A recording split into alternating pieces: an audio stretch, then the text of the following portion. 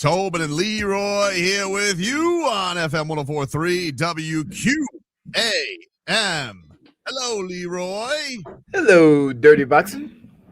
Dude, Texas, huh? Freezing, huh? Yeah, this morning it was. I was like, why is everybody covering their plants with plastic? I was like, oh, that's what they do to keep their landscaping safe. Well, do you have plants around your house? I do, but I've never. It's never gotten to the point where I've felt the need to shield them. No, if you watch the news, they tell you. Who they do? They do news. Yeah, they do. In Florida? Yeah. Never heard that. Yeah, I've never heard that. When you have a long period of cold, like, so if you watch the news on Sunday night, they'll go over different things to protect your plants and stuff like that. When you're in the South and there's a substantial period of cold, they will tell you to cover your plants. But like I don't think we have plants that we care about, to be honest. Yeah, I was unaware, but that's what they're doing that all over the place here. Plastic all over the plants. But it's only it's weird. It's only freezing like overnight. And then once you wake up, it's, it heats up pretty quick. Yeah, it's like a tick under 40. It really, I walked around Houston yesterday and it was nice. It was probably just as cold when I left Florida than when I got to Texas at night. Did you go to Papados? I did not go to Papados. No, I have not been to Papados yet. I went to what was the name of the place I went to? I went because I did not go to Whataburger. I thought about going to Whataburger J Fig, but then I was like, I don't know this place. People are gonna hate this. I think Whataburger is just like Checkers. I didn't think honestly never had it. I was gonna go when I went to Texas, but we just didn't have time. It ain't no In-N-Out. Right. It's not In-N-Out. I know let me tell you. It's not In-N-Out. In-N-Out, Vlad, you ain't even got to bring a 20. And you get the most they got to offer. Leroy, I lived in LA for 12 years. You spend more money at Checkers at In-N-Out Burger. And yeah, it's crazy. The fact they cook it right in front of you. Yeah. I'm not a fan of the side menu. When they say, when you go there, ask them for it this way. Oh, the special menu? Yeah. Oh, you won't know about the secret fries. Right. Exactly. It was one of those things. Leroy was furious the last time we went to In-N-Out in Vegas. Like he tried to do the special menu and they had him waiting forever. I mean, it was crazy. I'm like, really that special? It is. Okay. Yeah. I mean, I hope it was. I hope it was worth the wait for him. No, it is. Well, here's the problem. So when we went, they were getting ready for the race, the IndyCar race there. And you could see In-N-Out Burger from your room. But it took 25 minutes to get there. So when we went, did we go on our way back from the airport? We literally went there from the airport. You asked the Uber driver to take us there. Yeah. And what ended up happening was it took forever to get to the hotel. So it wasn't fresh. It wasn't hot. So I ended up going to this place, Paparruchos, which is it's a Mexican restaurant that's just right at the end of it was right next to the hotel and it was open till 2 a.m. I got there probably at like 11 once we got in because it was funny. Jason Anik, who I'm doing the broadcast with, we get in the van and we're in there with Jessica Rose Clark, who is on the main event. She's fighting for the title. Used to be in the UFC. She fought Paige Van Zandt. So she's fighting for the belt and she was but she arrived a day early. She was picking up her coach. And by the way, she's Australian, cool voice. So I was like, oh I love Australian accent. Yeah. And so, we had to pick up her coach and they wanted to go right to a Muay Thai gym because they want to get a little workout in, get the juices flowing now that he's in town. So it was a bit of a trek to get to the hotel. And I was like, all right, well, what are my options here? And it was either Whataburger, which was a bit of a hike. And then there was this Paparruchos, which was, it was right down the block. So I went there and the lady was super nice. She goes, by the way, Taco Tuesday. I'm like, what does that mean? She goes, $1.50 tacos. I was like, excuse me? Oh my goodness. Did you? Was it Oh, Oh, was it Did good? you like it? Was it good? That's why whenever I go to Texas, I don't even go to the actual like Texas spots because everything is just Mexican and I love Mexican food. Dude, it was amazing. It was So- amazing. so let me ask you. You Yeah. felt like you were in heaven. It was great. She's just like, she's like, how many you want? I'm like, 10. she's like, they're kind of small. I was like, I don't know, 4. Let me see what you got. And she was right. They were kind of, I was like, I could house down some more of these. Give me 3 of them pork ones too. And then, so she brought 3. And dude, let me say the steak ones were good. The pork ones. The oink. You like the oink oink? Oh, Vlad. Oh, they were good. Did you have a good beer with it? You had to have a good beer with it. That was the only thing that was disappointing. Oh, no. She kept teasing me with the beer. She kept saying Michelob Ultra, and I'm like, no. Mm. And I was like, give me that local one. She goes, we're out. I'm like, all right, give me the Blue Moon.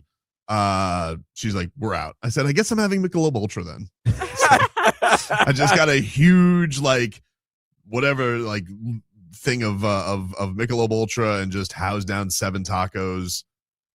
$14. It was a great time. I love that for you. It was a great time. It was a great day. It was a great day. And then yesterday I did the fighter meetings and so I'm doing the fighter meetings yesterday and my phone's just doing this. I'm like, it's going. Let's get the headlines, which are brought to you by Doral Kia. You always pay less with your Pricito at Doral Kia. Visit us at Doral Kia or DoralKia.com. They're just going bzz, bzz, Shams. bzz, bzz, bzz, bzz, bzz. I'm like, uh-oh. I'm like, I know what this means. I only get unless it's a family. This is 2 things. This is a family emergency, or something's happening with Giannis, dude. And so I'm looking. I just see, and we're talking to once again. Jessica Rose Clark was the first one in there. It was like right as the meetings are starting. I was like, oh no! I just see the words. I just see shh on my phone. Like, what's Sham's talking about? What's she talking about? Oh no, I'm not paying attention because I'm focused on Shams. Focus.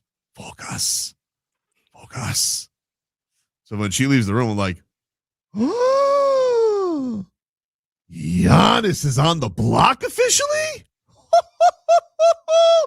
Wow! How quick did you sharpen those harpoons? Well, I couldn't. I had to maintain a professional demeanor, Jennifer, but this was all going on in my head at the time. Oh, no. Harpoons were sharpened, bro. For sure. But it was, underneath the table. You were like, shh, shh, shh. Crocodile Dundee up in that mother. Yeah, dude. Cleaning That's it, how- making sure you see the reflection. I was like, oh, he's ready for a new home, eh? He's been ready for a new home. I was like, finally, how long has Shams been waiting to tweet that one out? Since last summer. Last summer when you said it was going to be the greatest summer ever. Yeah, exactly. Did you see yesterday, by the way? Did you watch him? I was watching the Heat on my Wi-Fi stinks in my room. That's the only thing. So I had to watch the game on my phone yesterday. So I'm watching the Heat game on my phone. I got Cavs Lakers on my television. And Shams is doing it. And did you see that his TV feed just cut out in the middle of it? It happened like twice with Inside the NBA. Yeah. With What's the going on with that? Yeah, it happened twice. I don't know. Embarrassing us, Shams. We gotta get some juicy background on the trade deadline, dude. Maybe it's Greek officials. Maybe operatives. Well, I had this moment yesterday, Vlad. I was I texted Jennifer and Leroy, and I was like, look, I love Dru Star. Okay. If you guys don't know Dru Star, Heat Twitter, he's kind of a gatherer of all things, but now he's become a reporter. But also it's complicated because the past used to be he'd wiggle in some trolling. And so back in the day, now he's trying to be serious reporter guy. Yeah, he's trying to be serious. But back in the day, he used to have me thinking that Kawhi was at the Miami-Dade DMV and at an Aventura Chipotle.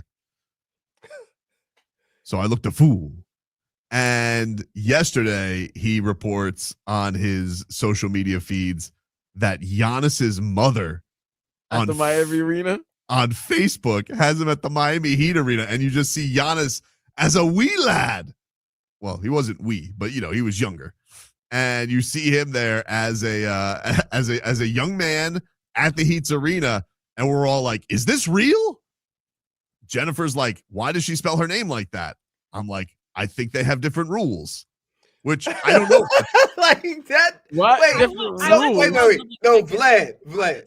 Leroy, what is Some of the things that this guy does to get us to go with the story. I said, sure, okay, I guess. Like different rules. Different rules of what? Spelling. You know, like it's kind of like, you know, when you and I watch, well, not you, but when I watch Eurobasket, you'll look at the way that some of the names Sometimes are they put their spelled. first name on the back, like soccer. No, that's more of a, or Japanese baseball stars will do Japanese, that. But but you'll be like, why are their letters like that? I'm like, their language is different. They have different letters. Like they spell things differently, and that's how it rolls. And so her name is spelt differently on her Facebook in the and her Instagram, by the way. And her Instagram than it is as the typical Antetokounmpo way we've known to spell it in America. And so we're like, is this really his mom? It appears to really be his mom. All right. Okay, so Miami Arena. So what? Like some Knicks fan could say, oh my God, is Giannis and his mom at MSG? I mean, they could. You would feel something about that, would you not? No, I wouldn't. Yeah, I think you would. No, I wouldn't. Really? I would feel more seeing when they said he was talking during the summer before the season started that he wanted to come to New York. I could see that, but a picture? You know how many kids have pictures? Well, let me ask this. So you are going with theoretical reports that he wanted to go in New York, or you're going to go with his mother? His mother. His mother showed a picture. Oh, so what? You know Great what? Timing. Let me tell you something about moms. They love pictures, okay? And wait a minute, time out. They love pictures. Did you really think you were about to get away with that? What? Moms love you know pictures. One thing about moms, they love pictures. I mean, it's true. Really? And tomorrow's Friday, there, Tobin. Moms love pictures, Vlad. And all of a sudden, she's just proving his point. It's true. By my count, today is Throwback Thursday. Not yesterday, unless it was in Greece. Wow. You know, so I don't know. Could be. I'm literally speechless right now. I don't know how to receive this information of an old picture. And y'all forgetting one thing, guys. Y'all not forget nothing. No. Y'all never thought of something to forget. They're forgetting one thing. Milwaukee still has to make the trade. So they're going to have to make the trade that benefits and helps them out as well. Yeah, I mean, listen, I agree with that. But here's the thing is, we can't act like he's not going to have any say in where he's going to go. I will say this, though. If I'm Milwaukee, and this is the honest truth, if I had to choose between bigs and my choices were Karl Anthony Towns, Kel'el Ware, and they even throw in Houston in there with Şengün. I might go Kel'el, Şengün, and then Karl Anthony Towns. Well, if Şengün was really available, I would say I don't think he's available. I don't think he's available. I don't think he's available. Although the Rockets did get cooked by Wemby last night. You want me to walk down the hall and be like, "Hey, 610 Sports Radio in Houston." But by the way, I should thank the people in Houston. Thank you to Parker, the PD here, and thank you to the fine people at Odyssey Houston for hosting me here today. As I was just like, do they have snacks in their building? First thing you think about is food, Leroy? Yeah. I got to be honest with you, Leroy. No snacks. And actually, they're doing a lot of construction in here. They're like making it fancy because they got the old school cubicles and whatnot. I think they're trying to gussy it up, look like a little more modern over here. So they're doing a lot of construction. Yeah. The stations are nice. The studios are all, good. They have our boards. They have our mics. Everything looks. They got TVs. They got NFL Network on in here. They have a lot of channels that work, and it's not like sporadic. I haven't really, Vlad. At least you got a remote. We don't have a remote. I don't even know if this. Oh yeah, look at this. It works. We got to go through. We got to do a tablet. Well, this one has a fancy remote. It's a tablet. Yeah. What you think is TNT is like NHL Network. Yeah, it's a crossword puzzle to try and change the channels at our place. But no, Leroy, they do not have snacks. I knew you would ask, and honestly, they don't have a K-cup machine either. They have like those old. We used to have that at the old building. Those big the pouch machine. Remember the pouches? No, I wasn't a coffee. You weren't a guy coffee connoisseur back then. They used to have these things that were like little. You ever see like the little babies? They drink those little the little apple sauces out of the pouches. You ever see those? Yeah. They kind of look like that. That's what the coffee's in, and you slide it in and you hit the button. I suppose it's supposed to do the same, but you know, I hit the same. So 1990s. I looked a little down on them for that one. I was like, really? RVA Richie wants to know: have you met your Houston doppelganger? I haven't met anybody yet. The only person I met is Aaron, the engineer, and Carla, who I think I scared on because I was like, hey, I'm supposed to be here. Trust me, bro. And she's like, because, you go to this, I'm in this giant building in downtown Houston, and I got to go up to the 19th. Well, I probably shouldn't say where you got to go. Either way, you go to this giant, dump that. But for all the people in Miami who are going to fly over here. So you got to go up to the high floor, and I was like, you work for the radio station? She goes, yeah. I'm like, I'm supposed to be here. Trust me. I'm from Miami. I'm just hanging. You just shown your badge or something. I didn't even remember that. I didn't even remember that I had my badge in my wallet, JFig. That would have helped, but I don't think it would have worked on the bloop, bloop. I don't think it works. What if it did? That'd be crazy. It would have shown like I'm legit. Yeah, and also like the company name on it. Fair enough. It's kind of hard to. I didn't think about it at the time. It was early. It was like 7 a.m. here. Oh, you got there really early. Yeah, more like 7:30. He was still upset for you. He couldn't sleep last night after that Heat loss.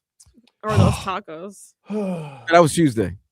Yeah, we should get to that Heat loss. We'll take a break. 15 minutes of Heat next.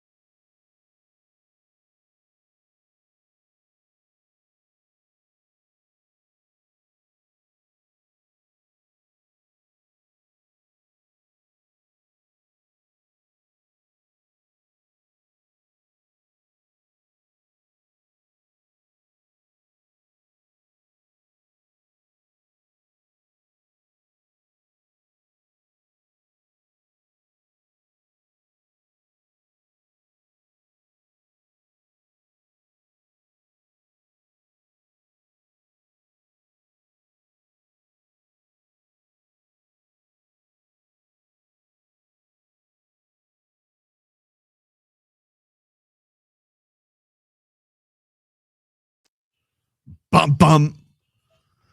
15 minutes of heat here for you, brought to you by Doral Kia. You always pay less with your pricito at Doral Kia. Visit us at Doral Kia or doralkia.com. Tobin and Leroy here with you, taking you up until 2 here on the program. Miami Heat, they lose last night, 133 to 124, because the Orlando Magic are our daddies. That's what happens when you lose 4 in a row against a team in a season. You call them Papa. Like, that's like, there's nothing else to do. Like, Paolo Banchero, Jalen Suggs, this mother bleeper goes out there, Leroy, and Jaylen Waddle was at the game yesterday. And so this guy hits a big 3 and he starts doing the waddle in front of Jaylen Waddle yesterday. And I was like, you're going to rub the salt into 2 franchises right now, Jalen Suggs. Yeah. That's what now he says he was paying homage on Instagram. He's like, I was paying homage to a real one. I was like, I don't think that's what you were doing. I don't think Jaylen Waddle looks at anybody doing the waddle as a badge of honor. Only he can do the waddle, and teammates can do the waddle for that. Even Stephen Ross? Well, yeah, of course, Stephen Ross. He's part of the fam. That makes him happy. But listen, did he even give us a waddle this year? He gave us like 1 this year, I think. He gave us 1. I think it was maybe 1, yeah. I think the thing is that you don't pay homage when you do somebody's dance. It's usually to make fun of them or the city. So he could say that, but probably when he did it, because when you think about it, when a guy makes a big 3 at the end of the game and he does the other guy's thing, right? Yep. So you know what you're doing. Yeah, but if it was the other way around, if it was a Heat player doing that, you would have. No, I would be saying he's mocking him. Not you, Leroy. Right. You're an athlete. You play this. You're not going to disrespect the game. But Tobes would have loved it. The only way that you could do it properly, Vlad, is if like Bam hit a 3 to win the game and Jaylen Waddle was right there with him and they do it Bam together. did it. No, but I'm saying yeah. What I'm saying is, put it this way. Say they play the Cavaliers, right? And Tyler Hero hits a 3 and Shedeur is there and then he does the watch thing. You would love it. You would go, yes, but he's doing that to mock. But he's doing that to mock the fans. Right. That's what he's saying. That's what Jalen Suggs is doing. I know and that's what hurts, Vlad. That's what I'm saying. I'm not sitting here. I'm not like ripping Jalen Suggs over it. I'm like, I can't believe that this is how they're losing. That both franchises are getting the business from Jalen Suggs. But that's what he does. He always kicks the Heat's ass. Paolo Banchero yesterday, 31 on the Heat. Anthony Black was just. I mean, he had so many guys in the Heat. When did he get good?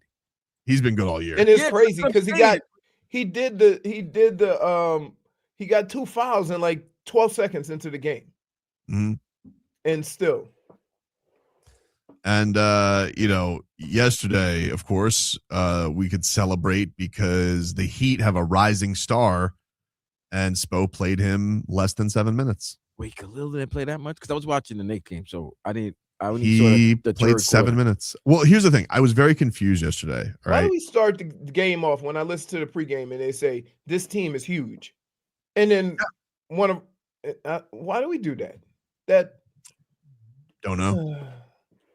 Don't have an answer for it. He played well. That's the other thing that was strange about it, right? Like he comes in and I was confused because, all right, Kel'el's back, but he's coming off this hamstring injury. But they did have practice yesterday. And I'm thinking all these rumors are flying all over the place. Your top asset, as you would look at, is on a tender hammy. And so like Spo starts the game and he puts Fontecchio and Nico in again. And I'm like, okay. I'm like, one would assume you're protecting an asset. I'm like, maybe, but then I have his past behavior. And I'm like, I don't know if this is just Spo being Spo. Right. Or if he's protecting that hammy. Well, fast forward to the start of the second quarter. Now Kel'el's out there. So now I definitely know that he's just like, nah, I'm going to put him out there. Now he's like, oh, I'm working him back in. Working him in. Working him in is 15 minutes.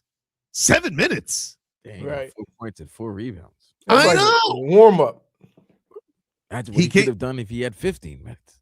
Flat. He comes in. He was playing his ass off. That's the thing that's frustrating about it too. Now, I know you're giving like Simone is on this hot run right now, and Simone played great, but Nico didn't. And Kel'el's out there. He's chasing down 3 balls. He's getting dunks. He's getting rebounds. He had a block. And then in the second half comes, you're like, all right, that was a good stint. He had a really good second quarter. They flipped the game back in their favor. I think they were up 9 at halftime. And then, hello third quarter, our old friend showed up. They got outscored 40-20 in the third quarter. Jeez. 40-20 in the third quarter. I didn't realize it was that bad. Oh, it was bad. It was bad. Tobin, admit it, man. The defense has been lacking for several years now with the Miami Heat. The defense for the guards have certainly been like Norman Powell was a pylon yesterday. 74 points you gave up in the second half. It was brutal, dude. It was brutal. They couldn't. I mean, mind you, they don't have Davion Mitchell. Pella wasn't fantastic yesterday, but Norman Powell was a problem yesterday. And Kasper Giacochonis, they put him out there. He got put in hell by Anthony Black early on. Yeah, that was an issue. That was definitely an issue defensively, Vlad. It was bad. And they got, I think, 20 more possessions because, well, Bam's the tallest person out there. And so that's what's going to happen. They're going to get more possessions. I mean, I'm no basketball genius, but when you hear the pregame and all they talk about is how big this team is and how big they are and how, they're not shooting the 3 well. They're just going to pound it and do stuff in the paint. And we go small. I'm like, what are we accomplishing here? I don't know. I mean, that part of it gets frustrating when you see Mouse in the house on several occasions. And yeah, I don't know. It must be something we can't see or don't know. I mean, I guess you're right. Like he's obviously got something that's not living up to his standard, but also this feels like stubbornness as well. But how can you point to one guy when we just looked at 3 guys that got caught up in the spin cycle on several occasions, and then say this one guy is not playing defense well when nobody is? I don't know. I don't know. Like yesterday was just even tough to like gauge because you can't go on his play. His play was good when he was out there. The second half, he barely got to break a sweat, and they were like, "All right." He like puts him out there first this time, and then he goes with the subs of Nico, Simone, and Bam, and I'm just like, "All right." So he was out there for like that. Like I would have again like games like this. Have all 3 of your tall guys out there. Like go. Get weird. That was the one time he tried it last year. He did it against the Magic, and I believe they won that game. They tried Nico, Bam, and Kel'el together. They finally gave it some run. But man, I don't know. I don't get it. I don't get it. And at this point, it's like, all right, if you've come to the realization or you come to the thinking that you think Bam is best at center and he wants to be and that you're going to go that way, that he's most effective. Okay, well then. What is the long-term future of this then? Like, is this never going to work? You're never going to allow Kel'el Ware to play because him and Bam can't play together? Let's put Giannis stuff aside. Let's put let's say Giannis goes to the Warriors or whatever, goes to the Knicks. What are you to do with the long-term future of these two as a pairing? Is it it's just in your mind as a coach, it's just never going to work? I don't get it. Seems like after a year or so, you would have something designed so that they could play together, even if it's just because of the defensive side of the court. Yeah, and I know that was a thing that was frustrating. He thought that should be a lot more dominant defensively, and it wasn't. But I also that's because your point guards are getting crossed up. Yeah, and I just don't feel like. When you want an idea to work, you'll be more willing to play through some stuff, like him putting Terry Rozier out there until we realized he was, the worst thing to touch a basketball court nonstop. The Bam Ware thing, it's like, it didn't feel like his heart was in it ever. And so like, I told you it wouldn't work. Move on. Play Drew Smith. Right. I'm like, all right, fine. Whatever. Now we get the exciting. Are you guys excited for the throne of Play-in-ville? Because we have a 3-game series coming up with the Bulls. Man, I've never been more excited. I mean, this is riveting stuff, guys. Riveting basketball. You don't lose your popcorn. Make sure you got your snacks ready. Buckle up because a 3-game series against the Chicago Bulls is on our way. Can't wait. Hope they got there okay. Like apparently the Eric Reed just kept talking about how cold it was. You know in between breaks that he was just looking at his phone and goes, 2 degrees, huh? Just kept looking at that phone. He goes, quite chilly.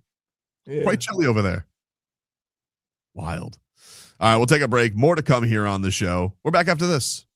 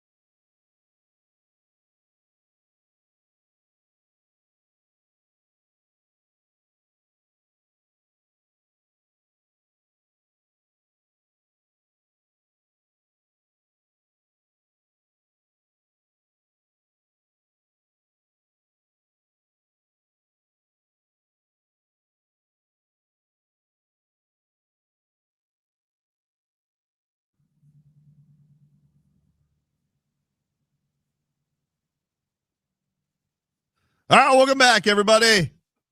Tobin and Leroy here with you on FM 104.3 WQAM. Well, let you guys know, Bare Knuckle Fighting 50 is coming to the James L. Knight Center on Saturday, and we have another 4-pack of tickets to give away at 11:40 a.m. today. 11:40 a.m.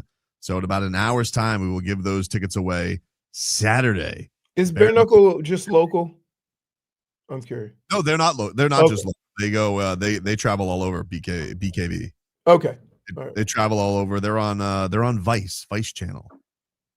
No, they have they go all over. They've gone to England. Oh, okay. And they've gone to all over the country. So, but they are excited because it's their 50th one, and they are of course based down here. This is their home, and so they are excited about that. That is a Saturday at the James L. Knight Center. Check that on out. The Hurricanes, by the way, shout out to the basketball team last night. They beat Stanford 79-70. Malik Renew with 20 points. Trey Donaldson at 18. The Panthers are back on the ice tonight. The game's at 8, right? Because my computer currently says 7. But then I realize I'm in Central Time, so I'm confused. It would be again. 7. Central Time. No, you're right. It is 7 Central. I just want to be clear. Why are you getting mad, Leroy? I just want to be clear for the people. No, he's right. We're not. You know what? Good question, Tobin. The game is at 8 p.m. Eastern here, 7 p.m. He knows why. Where you at? Just He want knows why. to make sure. You know why. What? Just want to make sure. You're doing it again. I'm not doing it again. I'm just double checking. I'm like, my computer says 7, but I'm pretty sure it's at 8 our time. So just double checking. Double check. You're in the Central Zone. That's why he was in the building at 8. I'm going to something tonight. I'm going to at 8 o'clock. I'm going to something called the Cattleman's Country Club. That sounds like Texas. Is that a steakhouse? I don't know. I don't know what it is. You gonna wear boots? I don't know why it sounds so fancy. I don't know. I'm not gonna wear boots. No boots. No boots on the ground. I don't have boots. Oh my God, are you gonna go to one of those shops to get your hat customized? Ooh, maybe. Those are good. Maybe. Do it. Maybe. But that's where the weigh-in ceremony is. They're doing the official weigh-ins right now, but the ceremonial weigh-in, that's tonight. So guys don't have to go up there with the towel and. No, sometimes. I went to the last one in Nashville. I saw some. They had a contraption. It was like a curtain they pulled up, and so they handled all that. So the only guy who had to see the old twig and berries was the commission. I mean. What happened in that room when we were there? It was like they held the towel right here, and the dude's changing over here. Well, he was delirious. He was like, poor guy was like dehydrated. Oh boy! Can't get mad at him. So the Cats are back at it. They take on the Blues. They lost to the Mammoth. Very annoying game. The referees cheating left and right, calling embellishment calls. So the Cats fell to Utah. They will try and bounce back out in St. Louis. A little homecoming game for Matthew Tkachuk. Yeah. Got that going on. Yesterday, did you guys see that Luka fell off that nearly got his leg torn up by that dumbass court in Cleveland? Yeah, I saw that. Why? It's going to take something really bad for them to change that. I don't understand why. It's not something. It'll be someone. Because why? Drew got hurt that way. Yeah, Drew tore his ACL that way. Right, but he's Drew Smith. It's right. Like, that's what I'm saying. It's not. Luka, they're gonna. It's not what. It's who. Same way with the voting in the NFL now in the Hall of Fame because Belichick got, be pretty much screwed, and everybody's making a big thing about it. Now they're changing the procedures on how you vote. Oh, really? They're changing it? Yep.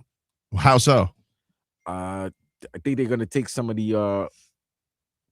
They're taking people out of the committee. Either they're taking people out of the committee or they're taking the. They're changing the numbers because I think whatever group he was in, only 3 people from that group can make it, and I think the reason why some other people, they're like the LC Greenwoods. This might have been their last year of them being in that senior committee, so a lot of people thought that others are going to vote for Belichick, so let me vote. Let me not vote for him and vote for the guy who I think is in his last year of eligibility. So they're going to change a lot of things, and they're going to change the court too because a couple of injuries happened during the tournament because of that. raised court over the years. So it's a crazy thing. Like we saw last night, Desmond Bain got hurt driving into a camera person, and that's a regular flat court. Like stuff happens all the time. I don't understand these guys. We already have all these injuries all over the place. Having a court raised up just seems dumb, and I don't really know what the reasoning for it is. They're the only court that does that in the league.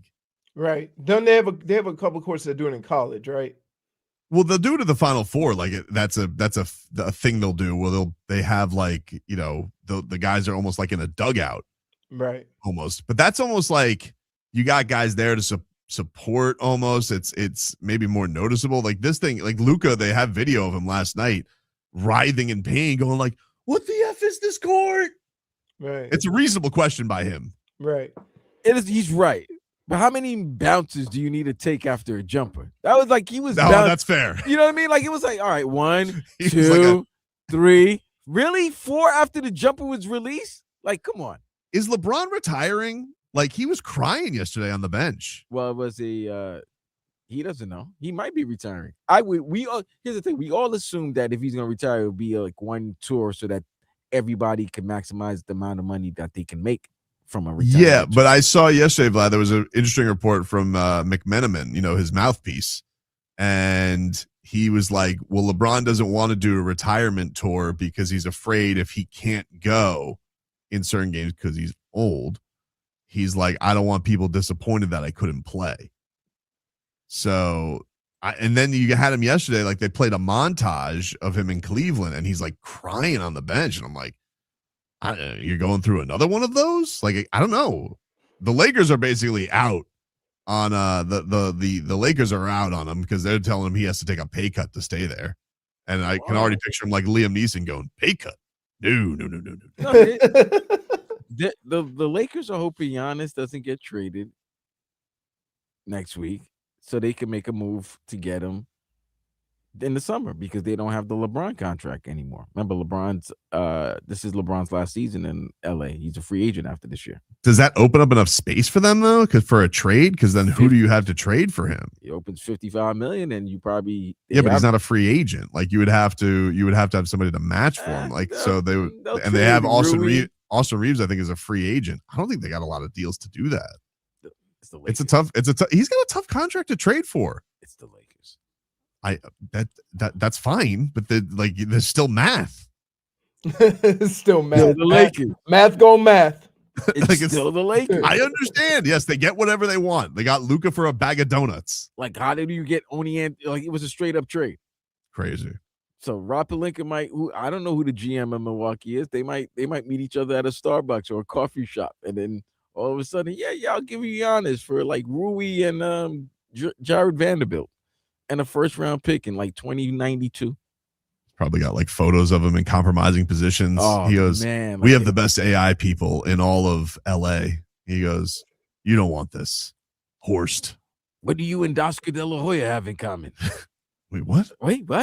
Yes. Exactly. And then, oh my God. You Dude, see that? Yeah. Speaking of boxing, did you see they found Gervonta Davis?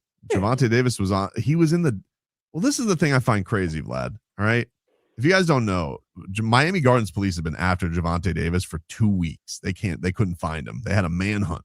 US Marshals are involved. And when Marshals are involved, that's a hunt. Oh, Liam Neeson. Oh, not Liam. Tommy Lee Jones. Tommy Lee Jones. That's right. Tommy Lee Jones.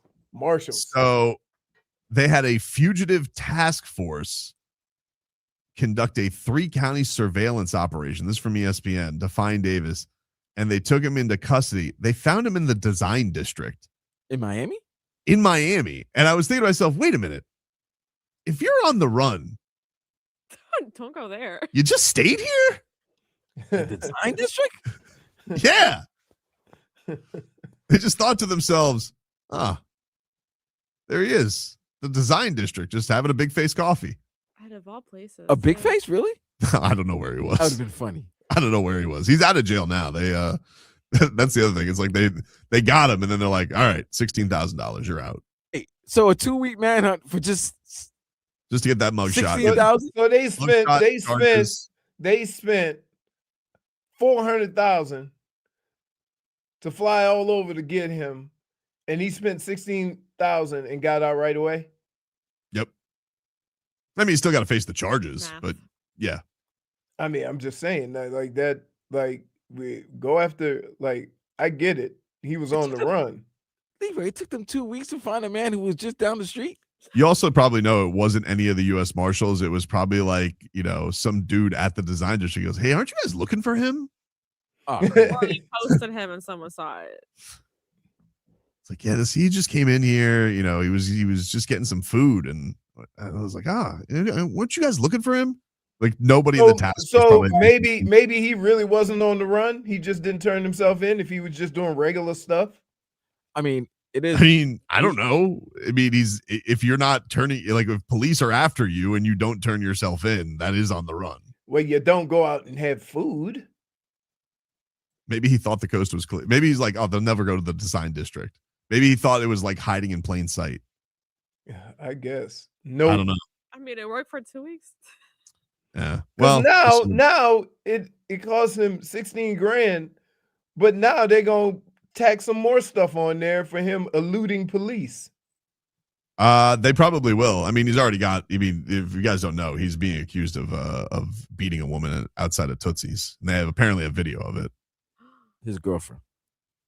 Yes. So, and he doesn't have a great pass with this stuff. No. And I was just like, wait, if you're on the run and you're out for 2 weeks, like, how far is the design district from Miami Gardens? Not far. Half hour? What? No, it's not that far. From Tootsie's to the Miami, it's like 25. If even 15 with good traffic. That's crazy. You don't think to yourself, hey, maybe I should like hop. If he's like, nah, I'm good. If they find me, they find me. I thought he might have been like, well, you're not gonna go home. Maybe he'd probably be like in Weston or something like that. Maybe I thought he would shoot up north, but he just went down the street. Yep. Crazy, dude. That's a wild thing going on there. Clearly, he wasn't that concerned with them finding him. I mean, he is small, Leroy, so it's not like he might look like everybody else. He is very recognizable, though. He's not like he's got a look. He's small. He's got the face tats. It's like I don't know. Maybe people just don't know boxing, but I'm just like, yeah, that's Tank. Everybody, nobody. Maybe he's got it. Maybe the wrong person got into his like comfort circle. Like he knew his routine. He goes, nobody ever's gonna rat on me, and then just the wrong person was there. Like, hey, I know that guy. I don't know how a manhunt goes. Is there like I feel like there's a cork board somewhere. They're like, all right, we've checked all these places. We've gone to Hard Rock Stadium. He wasn't there. You literally have been watching too much TV. Clearly, the first places they would have had eyes on them would have been the nudie bars. So you think he would have been a booby trap guy? A booby trap, cheetahs, Hollandale, Pompano. Since he's down here in Miami, maybe Take One, maybe Gold Rush, maybe 11. Well, he can't go to Tootsie's at that point, right? Well, he can't go back to Tootsie's is off right the list. There also pretty close. Yeah, you can't go to Tootsie's. Well, Gold Rush is right down the street. Take One as well. So I'm just saying, if he was going to be around there, that's probably the places I would have gone. You're not going to go to a nightclub because everybody would know you at Live. Yeah, like a live. They're going to know who there, and there's already security and officials out there. But yeah, I'm kind of shocked by that the man was 2 weeks. He was just real at the art district. You know how funny that is? That's crazy. That's where you were the whole time, huh? Really? Yeah, he could have just went to a Heat game. Like, who's this like this? Right. Like, they said, would that be something? They said they picked him up. He was in a suite at the Heat game. I'm like, that's not running. He could have been at the Panther Ranger Winter Classic. That's not running. We'll take a break here on the program. More to come. We're back after this.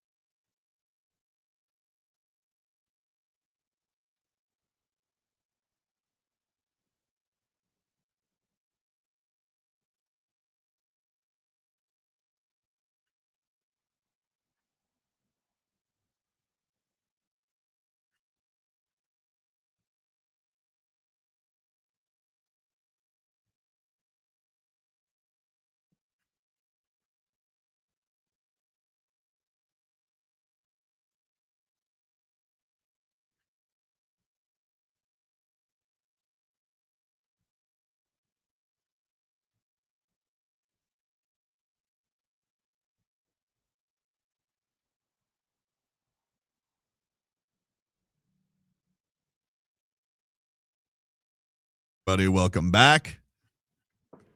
Tobin and Leroy here with you on FM 104.3 WQAM.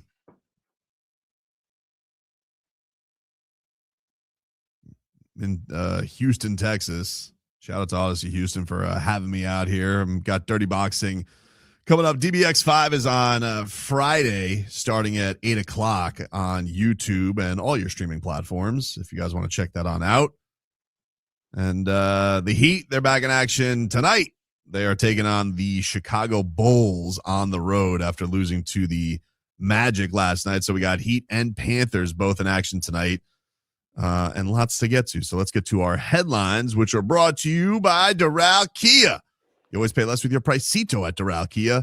Visit them at Doral Kia or DoralKia.com. As the final score last night, 133-124.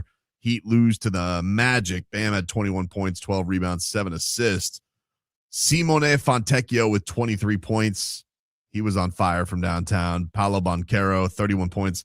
A lot of good offensive performances. Defense, not so great. Yeah, I mean, I always wonder when they play Orlando, how much of that is just size and supposed reluctantness to fight size with size. I mean, I think yesterday that was part of it. I mean, the guards were also getting chewed up as well. That was a problem. And they couldn't stay in front of everybody. But it's frustrating because Orlando was I think they had lost 4 straight. They were kind of in disarray. They were Coach disarray. and Paolo were reportedly beefing. A lot of drama going on in the NBA. It's about that time. And apparently that drama may lead into a 3-way trade. How so? Orlando, Milwaukee, and New York. With what? Paolo, Cat, and Giannis. Paolo Banchero going to the Milwaukee. Knicks. No, Paolo going to Milwaukee, Cat going to Orlando, and Giannis going to New York. It's interesting. It's interesting. I mean, but you're hearing so many, like Golden State, apparently. The Golden State thing is a little weird to me. I got to be honest with you. Because yesterday I felt like I was reading like Golden State's the team, right? And they're like, Golden State's the team. They're going to trade the Jimmy Butler contract and they're going to trade picks. And I'm like, okay. And apparently the sell now is they want Kuminga. And I'm like, they could have had Kuminga. What do you mean they wanted Kuminga? Kuminga was for the taking. Like, I don't understand. You mean they wanted Kuminga? That kind of means, like, I know the Steph Giannis thing has been something Lakers wanted forever. And he may be on the Warriors by the end of this show. I don't know. I first of all, you're telling me you're the Bucks. You want Jimmy Butler's contract that's not only just dead this year. You already have Damian Lillard's contract that's dead. You have Miles Turner, who you paid, and it's always going to be a reminder about the dead contract. And Jimmy might be back in the middle of next year. And so maybe you'll be able to flip the contract. Didn't they say he's out for next year? Well, he got hurt in the. I don't know. That's what Golden State basically said he's not. They don't expect him coming back next. I just think that's a big ask. Like, why would you, like, for example, I'll flip it Homer wise. Like, if you just wanted to get off money, why not just take the Terry Rozier contract and you're done? Like, right. I don't instead of having another year. Why would you have a Jimmy Butler contract that's tied around you for another year while you already have Damian Lillard stretched out? I don't know. It felt a little created when everybody's like, they're the team to beat in this. Like, honestly, I would rather, if I was the Bucks, I would rather go trade for Cat because I can at least trade Cat. You can't trade Jimmy Butler on a torn knee. I think part of the problem, and this is where it's hard for me to figure it out, is if Giannis is not happy in Milwaukee, why would he go to a team that literally has 12 seconds to win a championship? Because you're going to be in the same spot. You're going to be in the same spot in a year. Yes, with however long Steph's got. Right. And you want to play with Draymond? I mean, he might want to play with Draymond. I don't know, but it's one of those things where I agree with you with the Steph thing. It's like, how fleeting is that window going to be? It's not going to be very long because Steph's awesome, but like, dude, you're 38 years old. How many more of these great years? Right. I give him 2. I give him 1, maybe 2, and then Giannis is going to be in the same boat with the Warriors. Okay. Like if you were Giannis in that case, and also if you wanted to go out west, which is going to be a juggernaut, wouldn't you rather go pair up with Wemby? Like, wouldn't you rather wouldn't you rather try and force your way to San Antonio or to Houston? I tell you what the trade is, but the league wouldn't want it. Go to OKC. Yeah, I just don't think that Sam Presti's got the stomach for it. You know, like he likes doing his thing with always being ahead of the curve. Like that's always been his thing, Vlad. You know, he did that when he had the big 3. You know, with Durant and Westbrook and Harden. I honestly think that he would do that again here. He's probably gonna have to pick between Jalen and Chet. I mean, obviously he's not gonna lose SGA. He'll probably do that again and spin it down the road. Like, that's what I'm saying. One of these I don't see OKC as a team that's gonna go after Giannis. But one of them have to get traded because they all got paid. Jalen, Chet, and SGA. They all got paid over this past right after they won the title. Right, but you're gonna have to pay Giannis too, and Giannis is gonna make more money because of his tenure in the league. But you also have a first round pick that you got from the Clippers. No, you have every asset. Like if they wanted to, yeah, they obviously could play in a playpen that nobody else can. It just does Giannis want to go to OKC? 2, you know, do they feel like that's really in their nature of being? Do they have to go trade for Giannis? They're the title favorites anyway. Right. That's what's crazy. Like, what hump are we trying to get over? Yeah. We're already on top of the mountain. So Yeah. why give up assets and we don't have to? Now, if with you guys, because I'm reading all these comments. What's the likelihood, Tobin? Let me get Tobin. Let me get the Tobes. Let me get the Tobes barometer. What's the likelihood of you think this trade happening where Giannis lands in Miami? Because the way they're talking right now, if that doesn't happen, I don't want the fan base to be upset with Pat, right, Mickey, and Andy and all those guys for not getting someone. And I also think that you need to start realizing you're not that city anymore. Mm-hmm. I think it's a couple things. I think that you have to look at this from the perspective of Milwaukee, in that, like, if it's just about picks, Miami's not really in the game until the summer because they only have 2 to give right now, unless they found a way to flip Wiggins. There was a lot of Wiggins back to the Warriors smoke yesterday, but they're only going to Leroy. Don't get upset. They're only going to give up Wiggins if they get a first round pick. That's the only way they're going to give up Wiggins. Otherwise, they're going to keep Wiggins. I think they would keep Wiggins through his contract next year. I think they like Andrew Wiggins. Why does nobody want Kuminga? Because nobody knows if he's good. And he wants to be paid $35 million a year, and he's been nothing but a bit player half of his career. Right. So, and that's the other thing is we're like, okay, let's just say the Warriors thing is like weird to me. It's like, oh, well, they think he's an upside player. It's like, even with his flaws, why wouldn't you pay Tyler Hero the same money? He's a hometown kid and he's a better player than Jonathan Kuminga. Flaws aside, Tyler Hero is a much better player than Jonathan Kuminga. Right. It's not a debate. It's not a question. And he's also 26 years old. He's young. So the Warriors thing just remains weird to me. The other teams, I think, like Atlanta, if Atlanta wanted to trade Jalen Johnson and give them their pick, I think this thing would be donezo. I think Giannis would be in really Atlanta if he wanted to go. That's the other thing. We don't know where he wants to play, Vlad. We know that we've heard New York.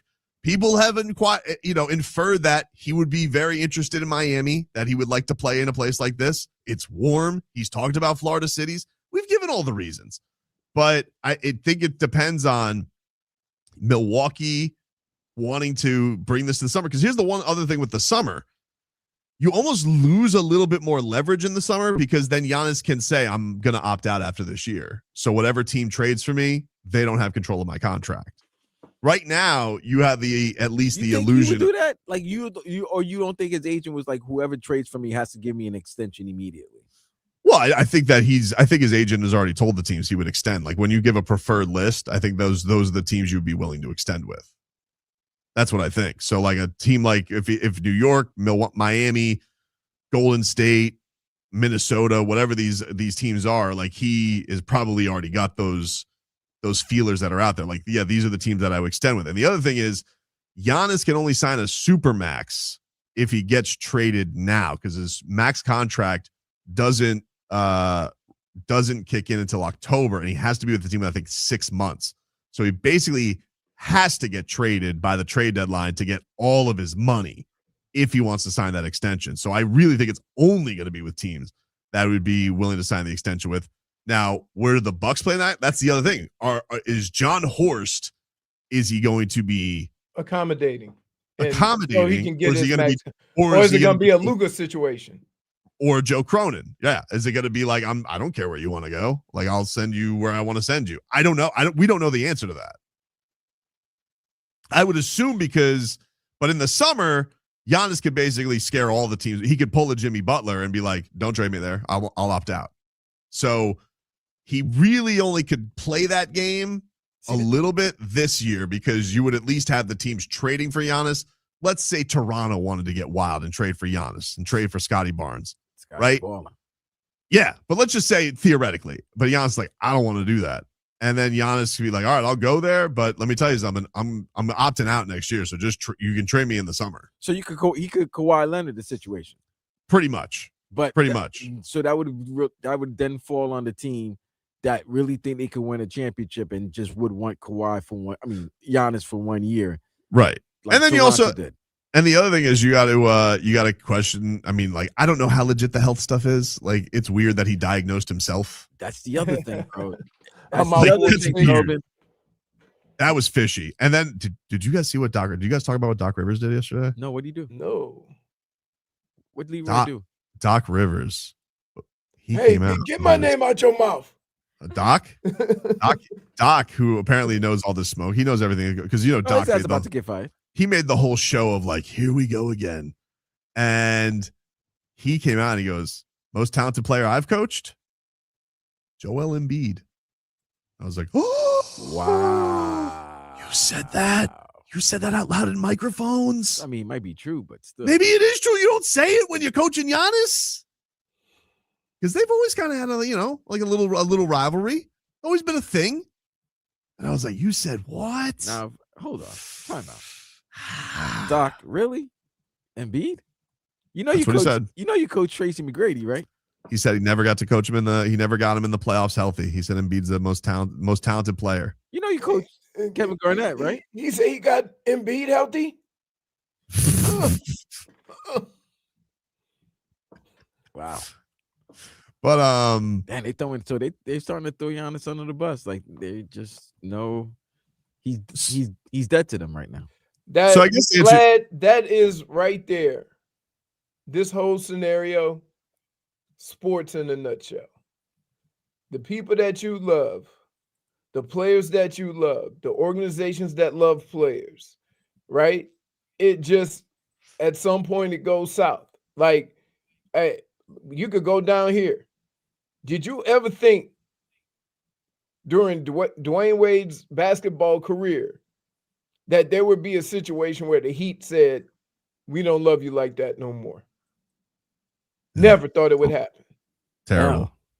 Down it here, happens. It happened, dude. It almost happened here with Marino. Look at Jordan. Vikings. Yep.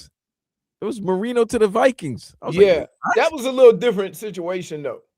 But still, Marino gave his whole career to Dolphins. I mean, probably the most beloved player in Dolphin history. And those aren't the players you decide to take a stand, right? And so when you look at certain organizations, they'll give that 1 year thank you for coming contract, like the Lakers did with Kobe, right? Every organization didn't like that. And in fact, most aren't to the point where they say, we're going to give you a contract as long as you want to play basketball or football or whatever, because you could give 10, 12 years of your life, your career, your everything, right? And then they're just like, it's been nice. But anyway, to get to your point on the Heat's chances, Vlad, I think they're in the game. I wouldn't like declare them the favorites. If I had to like say what's a percentage, I'd put it at one. I think it's at like 25. But no, 12-1. We got odds. You got odds? Yeah, Hard Rock bet. No. Is it Hard Rock bet? No. We got the email yesterday. Here, I'll give it to you right now. This is as of today's the 29th. Today's the 29th. So yesterday. Yesterday. This is of yesterday. Mm-hmm. You want to know who the favorite is? Still, if it's Houston Rockets. Still Houston. 2-1. The Knicks are 3-1. Hawks 4-1. Spurs 6-1. Raptors 8-1. OKC 10-1. Heat 12-1. Okay. I mean, they're just making up numbers, but right. Oh, here's the other thing. The teams that are being reported that are in the negotiations right now are Knicks, Minnesota, Heat, Warriors, Minnesota. Okay. So this is a question I asked. Another question I asked. Would it be beneficial for the Heat if the trade didn't happen next week? Maybe Milwaukee doesn't do the trade and maybe so that they get more money from the Terry and the draft pick? It's an interesting question because it probably depends. Like, I think what would be beneficial is, yes, the Heat would have more picks at their disposal, but the thing that wouldn't necessarily be great for them is you're going to, I think, have more competition because the teams that Leroy mentions, the Rockets, the OKCs, the San Antonios, I don't think they're in the game right now. I think they like their teams and they think trading for a guy with 30 games left is too much of a rock the boat. I don't think the Heat feel that way. I think the Heat would be like, we're kind of meandering right now. Let's go trade for Giannis. We're in a weak ass conference. Who knows? We've made it as an 8 seed. Weird stuff has happened. So I think that I do think the Heat's better chance to get him is you got to get him by next week. If it gets to the summer, while the only thing that would the only thing that would go in your favor in the summer is if Giannis was just like, Miami's the place I want to go. And I think that would probably have to have a showing of Miami being decent in the playoffs. And I don't know how good this team is. They look pretty mediocre right now.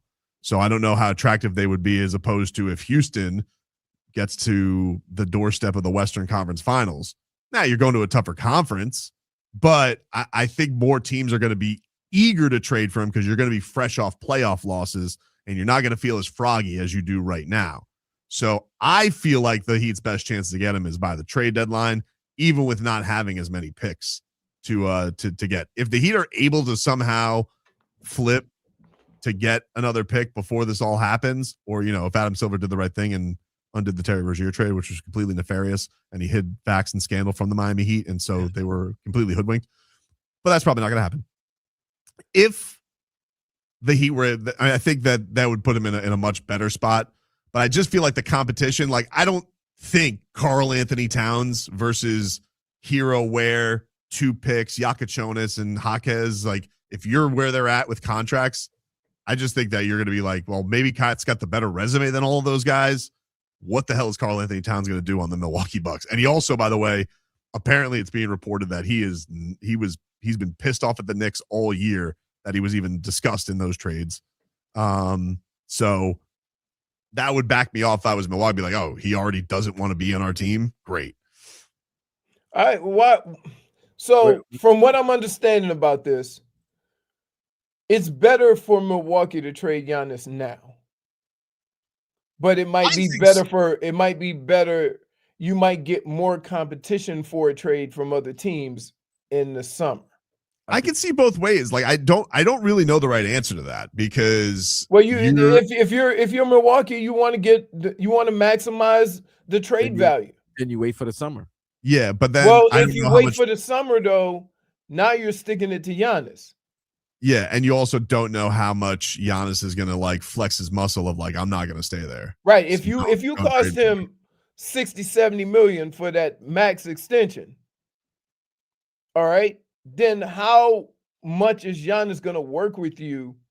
Right. So if you do that, now Vlad, I have a feeling Giannis comes out in the offseason and says, here's my list of 3 teams I'm going to. Right? And so that'd be it. And now you're not going to get necessarily all that you want. If you go to Giannis now, You may, because the fact is, that this is a team that he wants to go to. So Milwaukee's going to tell you, we'll trade you. If he gives you a list of 3, you can make those 3 teams basically negotiate against each other. And yeah, but now you don't have a Giannis that's going to be willing to work with you because you cost him $70 million. But yeah, guess what though? They can't worry about that because they also have to run a business and a team, and they got to get the best assets. Like in a trade like this, but no one's going to trade. But Vlad, no one's going to trade for a guy who's going to say I'm opting out in 6 months. You know what I mean? Like that's exactly that's exactly yeah. But that's a one-off. Toronto's the one example at work. Like Jimmy Butler did this with every team that he tried to trade with. He did this with Memphis. He did this with Phoenix. He did this with other teams where like I'm not going to go there. I'm not going to stay there. I'm not going to show up. And then he finally, because he wasn't going to go to any team that wasn't going to give him an extension on the spot. That's the like the Warriors, he wasn't going to go until they got into the spot where KD wouldn't go there because KD refused to go there. And so he's enough of a star where he is going to have sway on that. And the other thing is, but you also open everybody to be available to, everybody to participate. So a team like Boston might jump in. A team like the Lakers might be able to jump in. What is that? There definitely will be more people in the idea of like you'll be in a market. I think J-Fig, I think you unmuted yourself. You'll be in a place where I think because you're fresh off of the playoffs, you'll be in a market where like more teams will want to get in the game for Giannis, but he's going to have more say on who's really in the game. That's what I think. That's what I'm saying. So that's why I'm saying like markets that might be open up is like the Lakers. Like a Lakers market might open up. Giannis might want to play with Luka. Yeah, we don't know. Maybe Philadelphia might open up and they might do something. That's what I'm saying. Like I understand Giannis, you don't want to lose that $60-70 million. Right. And that's why agreed. It's one of those things where like you don't want to lose the money, but you will maybe like you'll be more open to some other teams. So right now you're looking at it and be like, well, where do I want to go? And who would I get all of that money from? And how many teams right now aren't that happy with their situation? Obviously, why Golden State's not, because Jimmy's hurt. New York kind of feels like they're tuning out Mike Brown and probably should have made this deal in the summer in the first place. And Minnesota, if he wants to play with Ant, obviously that's probably crush all your dreams. 2 words why the Minnesota thing ain't working. Rudy Gobert. Oh. I would imagine Rudy. And think of all the assets they gave up for Rudy Gobert. Right. Now, this is I told Leroy and Dono this yesterday.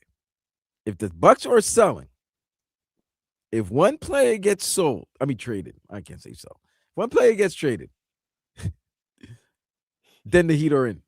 I think the Heat are definitely the favorite. If Miles Turner gets moved before the trading deadline, I could see the Heat being the favorite because they want Kel'el. They would want Kel'el.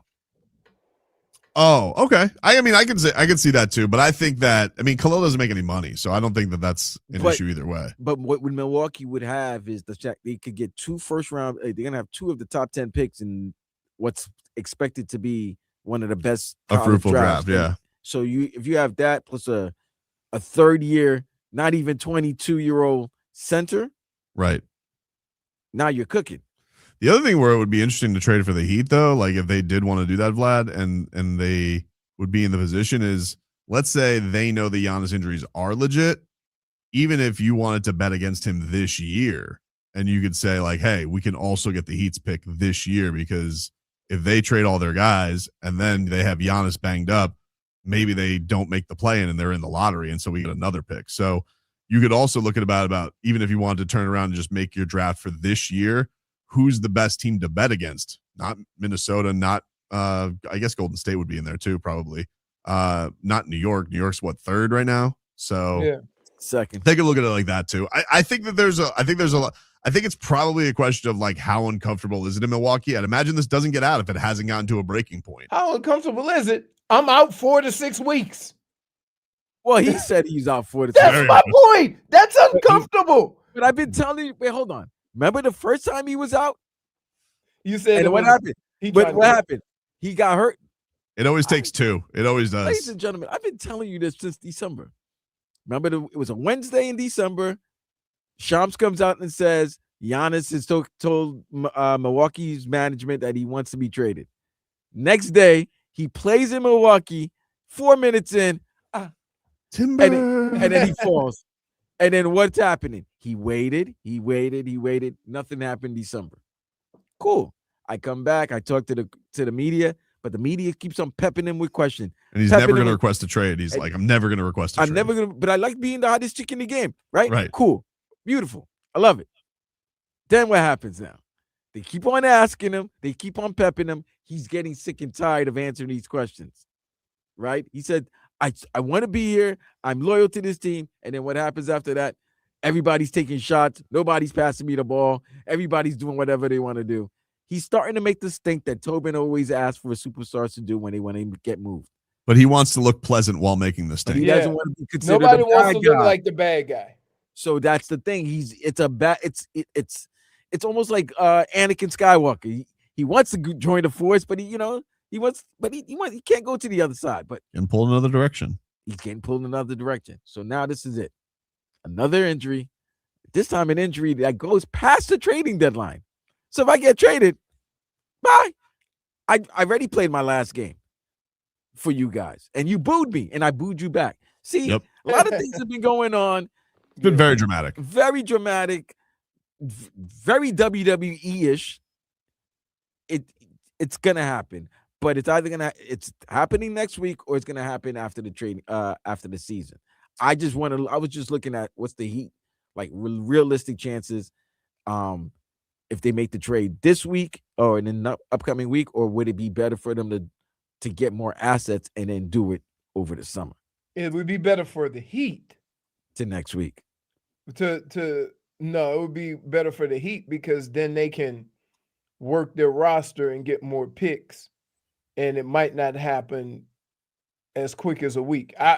My thing is, why the hell we always start working on this with 1 week left? Deadlines, dude. Deadlines make things happen. I understand that, but you got to have all your ducks in a row ready to go. Who might be available? Let's get it all going, sooner. We'll take a break here on the program. More to come. We're back after this.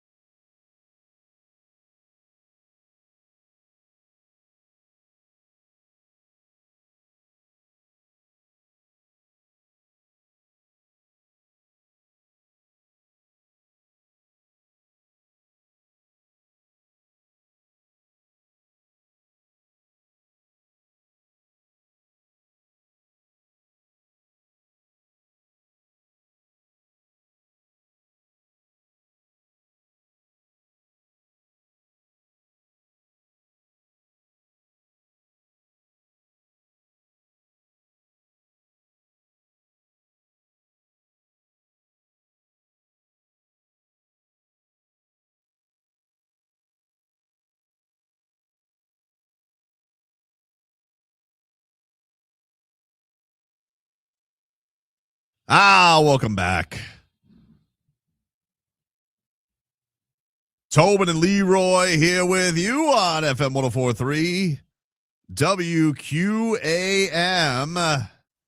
Take you guys up until 2 here on the program. You guys can get us on the chat on YouTube and Twitch, 104.3 WQAM. Miami, 104.3 WQAM on Twitch. That's where you guys can find us. The Heat back at it tonight, taking on the Chicago Bulls. Miami Dolphins rounding out their coaches. Leroy, I have to ask you, what did you think about the Browns hire, dude? So here's the deal. One of the most liked coaches on that team is Jim Schwartz. The defense has run that team ever since he got in the building. Defense has been awesome. Myles Garrett is your best player. He's on the defense. Todd Monken used to be there. But Todd Monken had his issues with Lamar.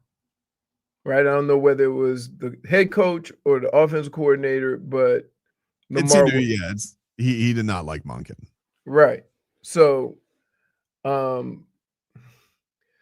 there's a relationship between the Browns and Monken, but a lot of people thought Jim Schwartz would get the job. Now, I like Jim Schwartz.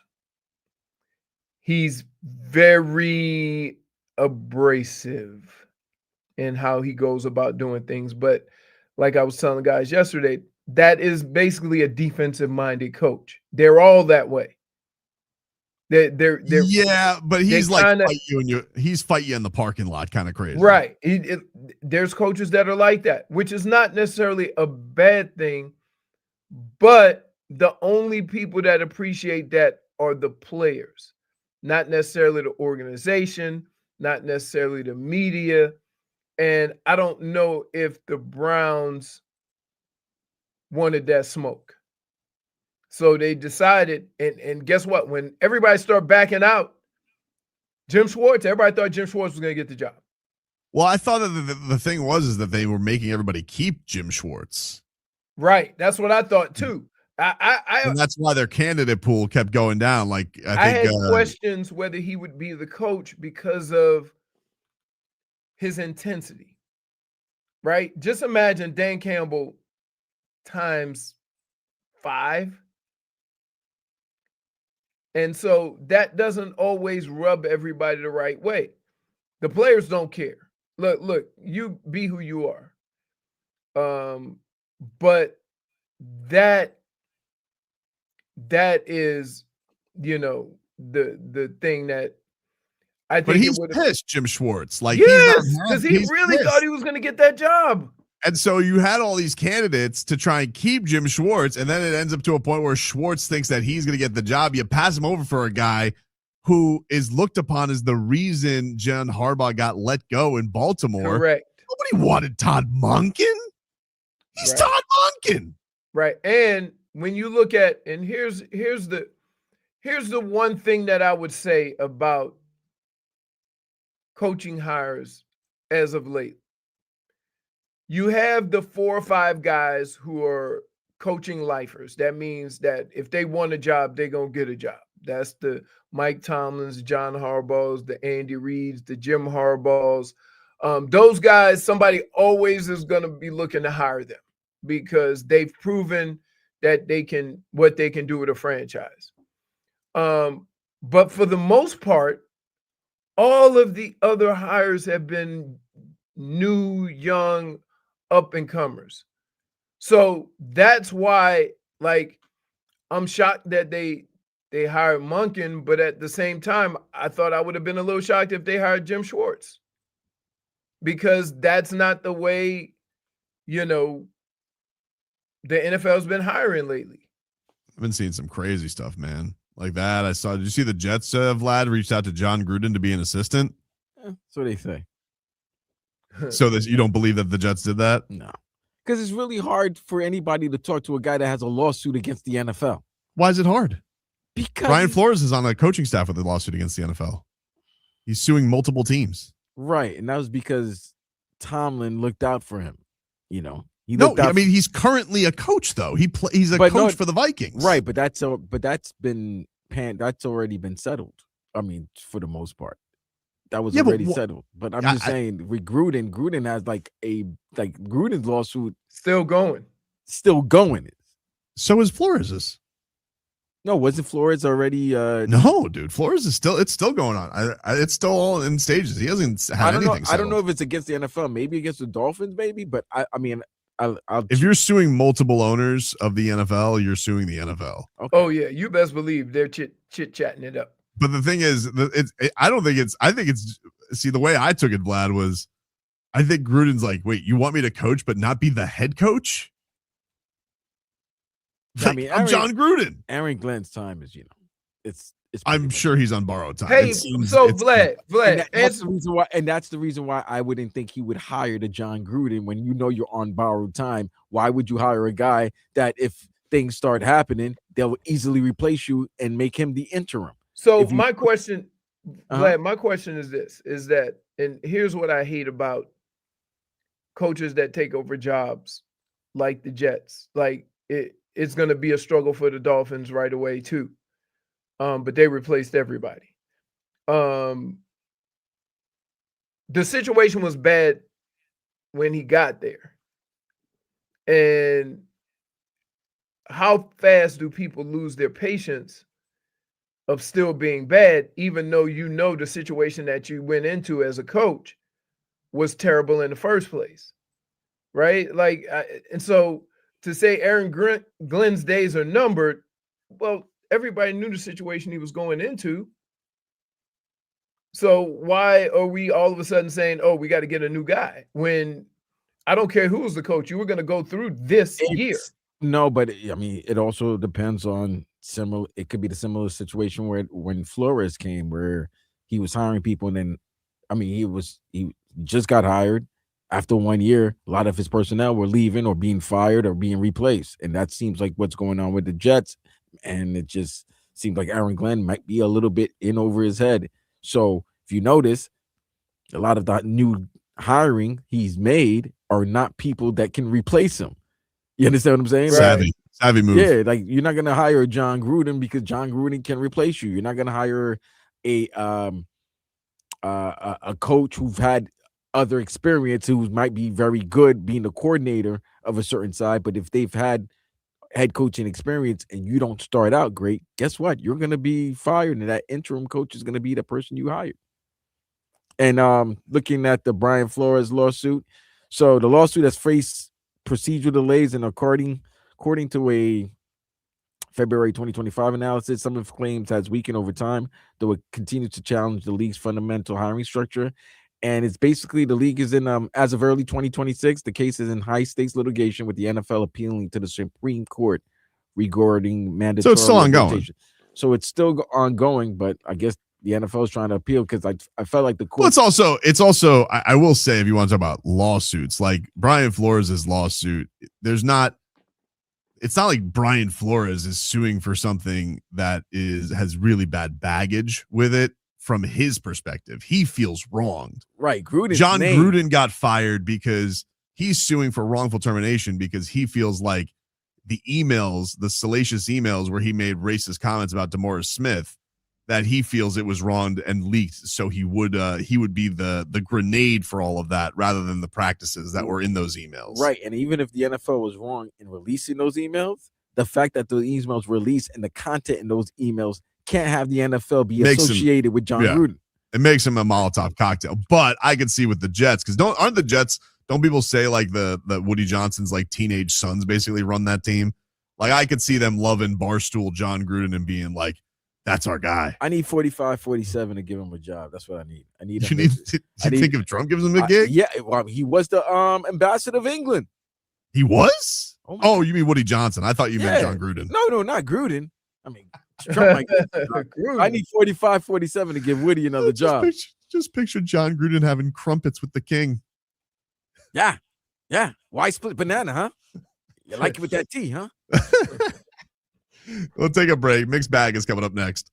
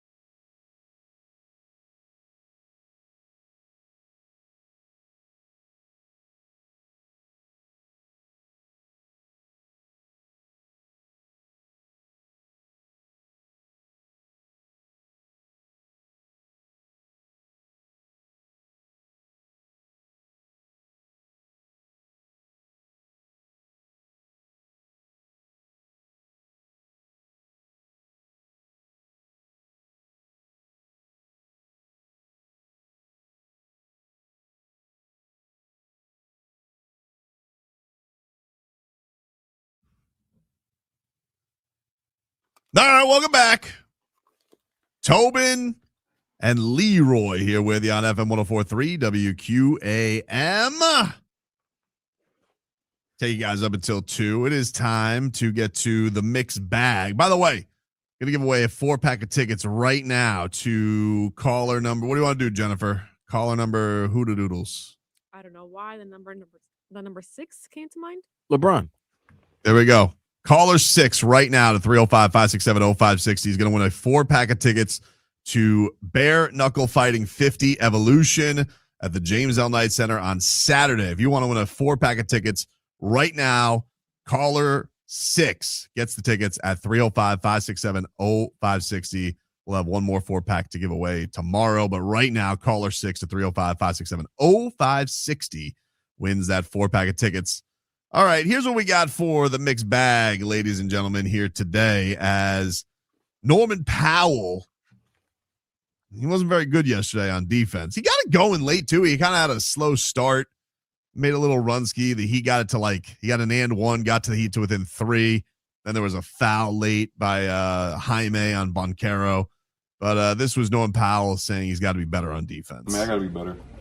Coach called me out about it, specifically being in the help position and in the low man area and making a stand. So I got to be better in that end as well, and come out with a better defensive approach and intensity to the game and kind of set the tone where I'm at in my positioning. Come on, Norm. We don't need this old label bleep. Hey, how many people you think you know where that's from? I don't know. It made me happy. It made you happy. That's all that matters. Come on, Norm. To a point where we're supposed sounds like Lou Brown. Crazy. Yeah, he wasn't very good defensively yesterday. But the Heat, they also just do not beat the Orlando Magic. Very frustrating. 0-4 this year. And I have no reason to believe they'll beat them anytime this year when they play for a 5th time. Or in the playoffs. Oh, man. Thank God. Yeah, thank God. Hopefully that matchup doesn't happen. Jeez. Unless we get Giannis. That'd be fun. Bam. This is what he had to say on the Heat's defense in this matchup. Here was Bam Adebayo. Just gotta play one-on-one defense. We got this thing where we say win our closeouts, and guys aren't winning them right now. So as a team, we gotta collectively watch film and start to win our closeouts in one-on-one matchups. All right. Well, I give him that side eye over to him, like, hey, I need a hero, not a Tyler hero. Let's go. Pick it up. Fix it.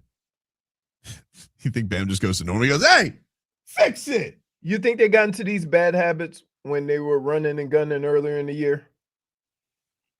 Because this doesn't really seem I don't think Norman Powell's a very good defender. No, yeah. I mean, I tell you what I've realized how big of a difference Davion Mitchell makes. Yep. Yeah, there's no doubt about that. And also, maybe you want to have your 7-1 rim protector out there. Don't give me the crazy idea. I don't want to get too greedy here. I want to talk about wild ideas. Tall people in basketball, What do we know? Untrained eye. Jimmy Johnson was on the Joe Rose show yesterday. Very mad that Bill Belichick got snubbed. Oh, I'm livid right now, to be honest with you. Word came out last night that Bill Belichick was not first ballot Hall of Fame, which is absolutely ridiculous. The guy won 8 Super Bowls. He's one of the winning. We can argue back and forth who's the greatest coach of all time, but he's one of the greatest coaches of all time. Unbelievable, and it's a secret ballot thing. And I promise you, if the voters, if it was public, the ones that voted against him or didn't vote for him would not come public. They'd be too embarrassed to show their face. It's ridiculous that they didn't put him first ballot Hall of Famer. All right. Leroy, I've not talked to you yet about your former coach being snubbed. I lost my mind. He was nice. He was nice. Like the thing that the thing that I hate about this most of all is, when you walk into a football locker room for the first time, an NFL locker room, and go to that first meeting, the first thing the coach says to you is leave your ego at the door. It's a team thing. It's all about the team. It ain't about you, right? And the people, and anytime you've heard of a person who wasn't about the team, fans, coaches, organizations have a problem with that. And I would say it's hard to have a group of adults walk into a locker room and understand all that and then get their feelings hurt because a player doesn't like them or somebody doesn't like them, and their recourse is, I'm not going to vote for him for any honors or anything like that. And I would say that one has nothing to do with the other, right? You don't have to like somebody. You don't have to, think a person is your friend to acknowledge what they've done in the sport, whether it's football, baseball, basketball, or whatever. And I think the thing about it is we sit here and talk about this low-hanging fruit and all these athletes, and then you have some of the media doing the same crap, right? There is no way in hell Bill Belichick shouldn't be in the Hall of Fame. Whatever you think of him, if you don't like him, that's fine. But there's no way in hell he shouldn't be in the Hall of Fame. And then they say the guy speaking on his behalf. Now, you want to talk about petty, Tobin?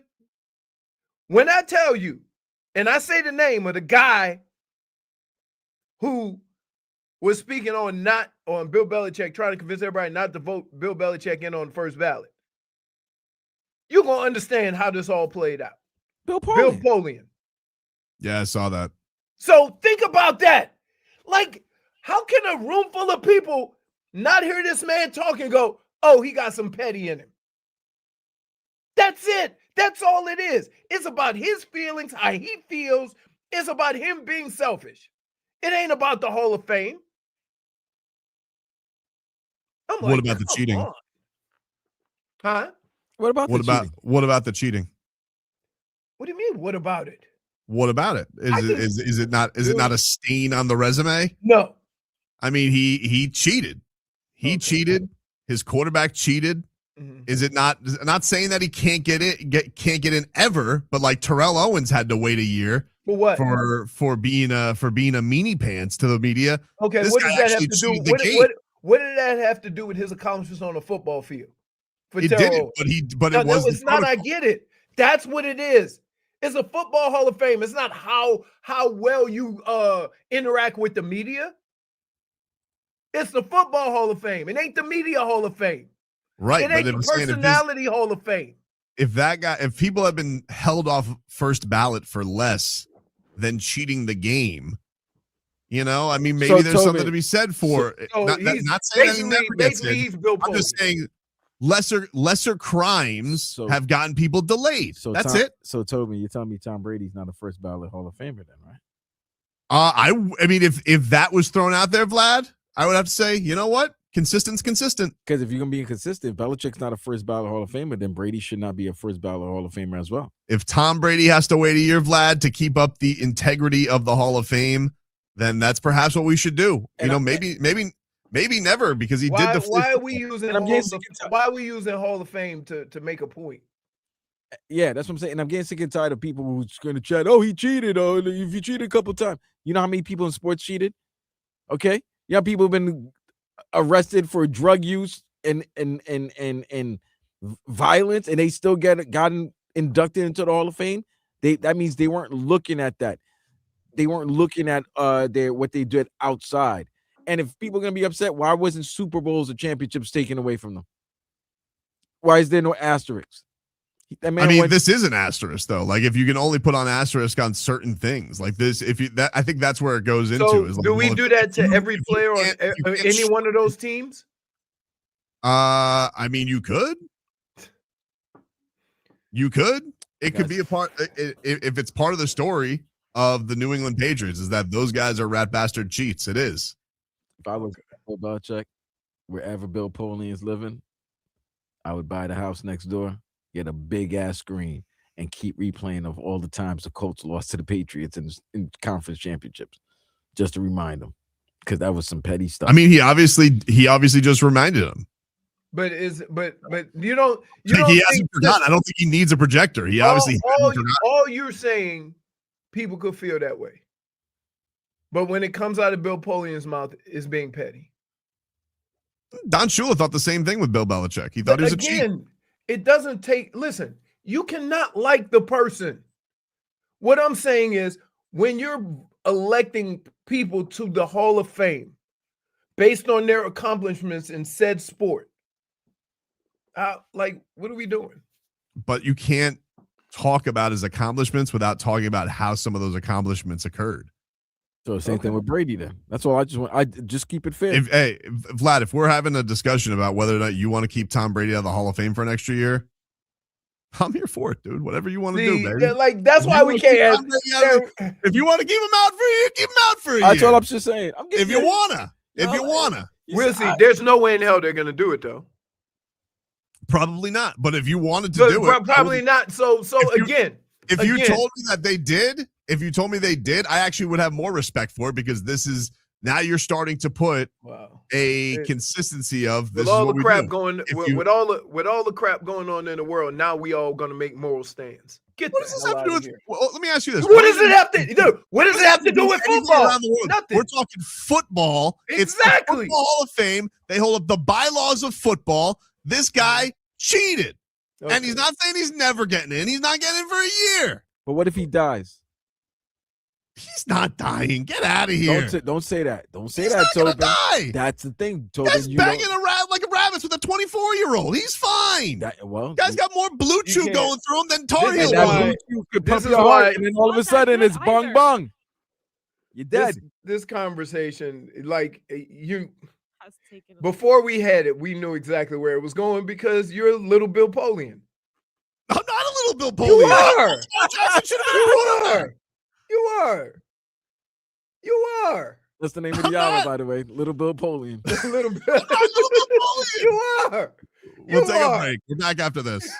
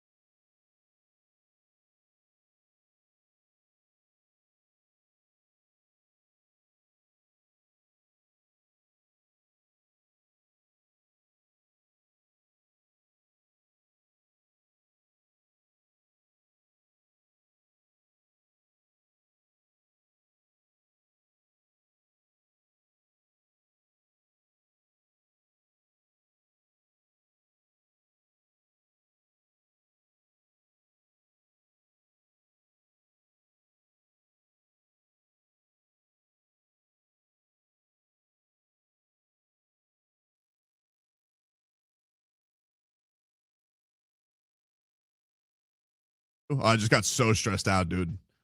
Leroy, I could not find the bathrooms here. It was confusing. Because it's not only that you can't find anything around here, but everything's under construction here at the Odyssey building in Houston.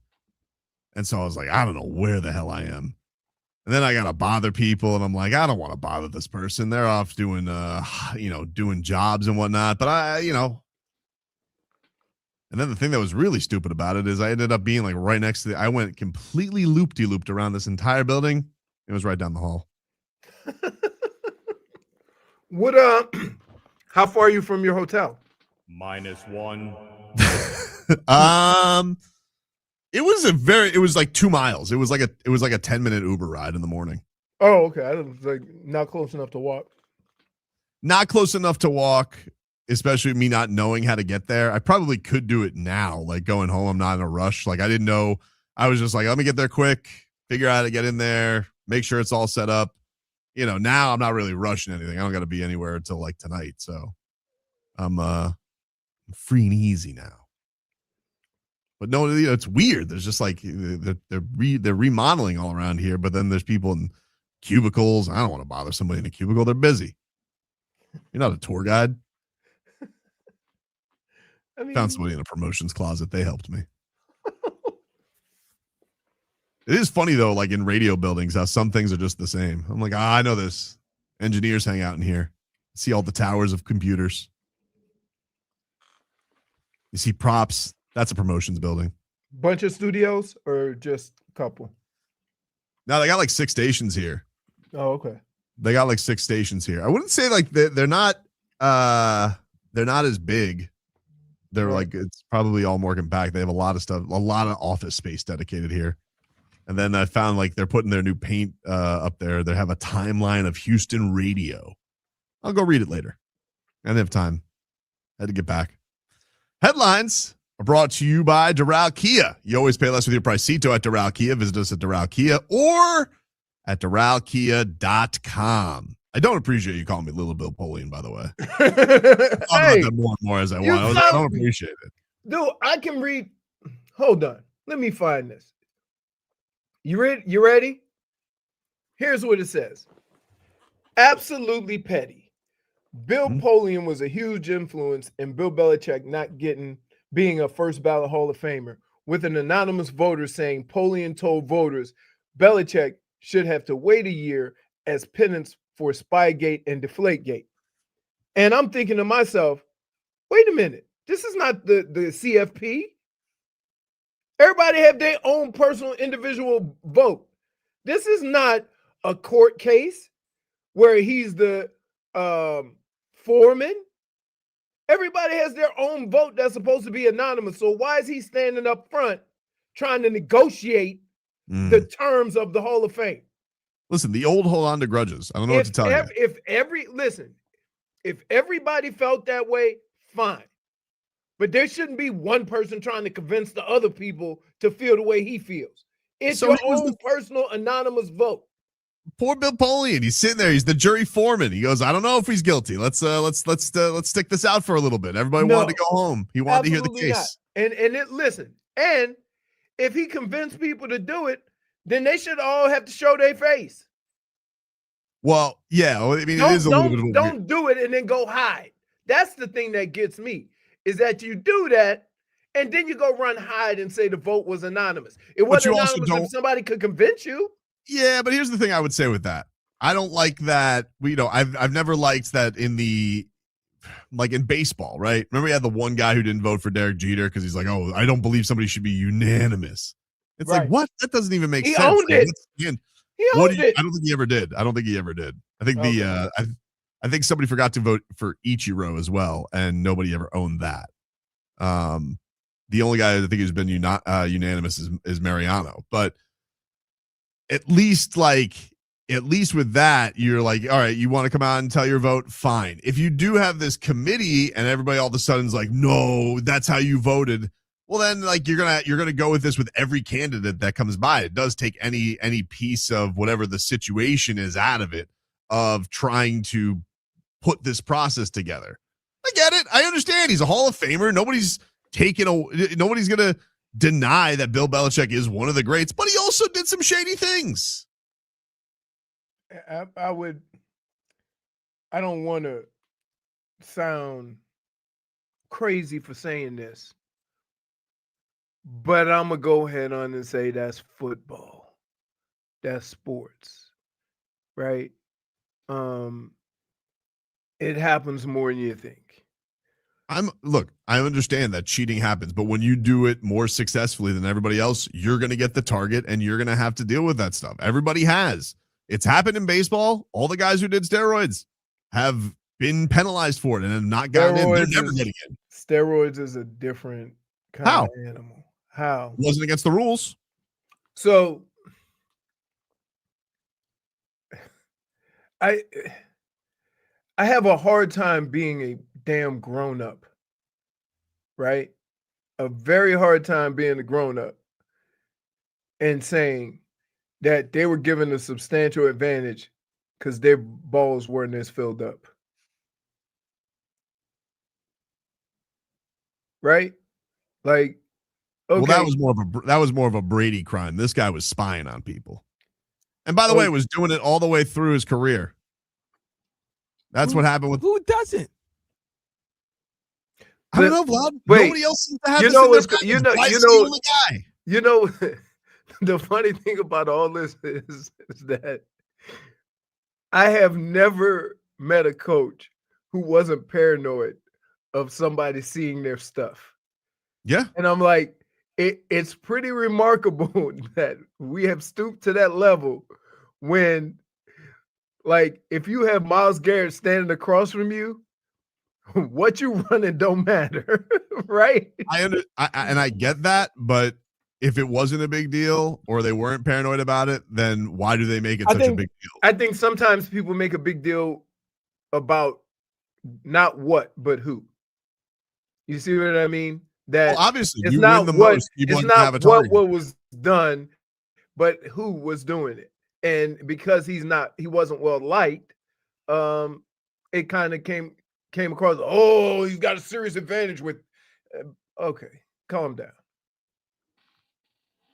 I don't think so, dude. Like, if you're going out there and you're doing whatever you can to get these weaselly practices, like, here's the counterpoint to it. If you didn't need it, why would you do it? Because coaches are just paranoid like that. They are. But that's not paranoid. That's going and getting an advantage. Like, if you didn't think there was an advantage to it, you wouldn't cheat. Yeah. And what's even more amazing is you get the film anyway. Yeah, well, whatever. But the point is like he's going to extra miles to go make it happen. And that to me is like, well, you could say it doesn't matter and they had Tom Brady and they had the best team anyway. Yeah, maybe. But what is that then? And why are you doing that? So you think Tom Brady should be penalized also? I would be all for penalizing Tom Brady. If you want to penalize Tom Brady, those comments come across as a great idea, Leroy. Wait, Vlad. Those comments are coming across. Those comments. If you not coming across as taking a moral stand. Those comments are coming across as being petty. Tobin, if you want to penalize Tom Brady, I'm here for it. Billy Polian. No, it has nothing to do with Bill Polian. I'm telling you what. You're not Bill. You're Billy. You're Billy Polian. The righteous one. You guys have Stockholm syndrome, Vlad. You have Jet Stockholm syndrome. You're allowing these guys to get away with years of penalty. Tobin, denying a man into something that he should automatically be in is not going to stop the fact of the wins that he had against me. It's not going to take away. Denying. It's delaying. But that's the thing. Why are we going to delay that? That's the definition of petty. We know you belong, but we just gonna wait a year because. Yeah. I don't like it for the simple fact that if somebody, and Leroy said it yesterday, if somebody's a Hall of Famer, why they got to wait 3 or 4 times? Either you're a Hall of Famer now or you're not a Hall of Famer. Like, it's just ridiculous with the limit or the numbers, or with a certain number that can be inducted in or not inducted. Make it a 2-day event. That way that everybody should be able to get in. Because you know what? Not to churn this dart, but nothing's guaranteed. So what I've seen, and we've seen it before, where people should be inducted. Something happens to them, and then all of a sudden, that's when everybody, oh no, we should have got this person in the Hall of Fame. And then the following year, they in there. They're there, and their families got to make the speech for them instead of them. That's crazy. Dude, Bill Belichick's not dying. All right. Like he's not dying. He's gonna be fine. Hey, I just think probably healthier than ever. He's probably having kale smoothies with his squeeze. Hey, LP. I'm gonna call you LP. So this comes across as very petty, right? It has nothing to do with taking a moral stand or anything. It's just 100% petty, and that's fine. But I don't think petty has a place in this. We don't like you. Your lips are moving, but we can't hear you. Yeah, that was weird. I thought it was just me. He's still talking. Yep.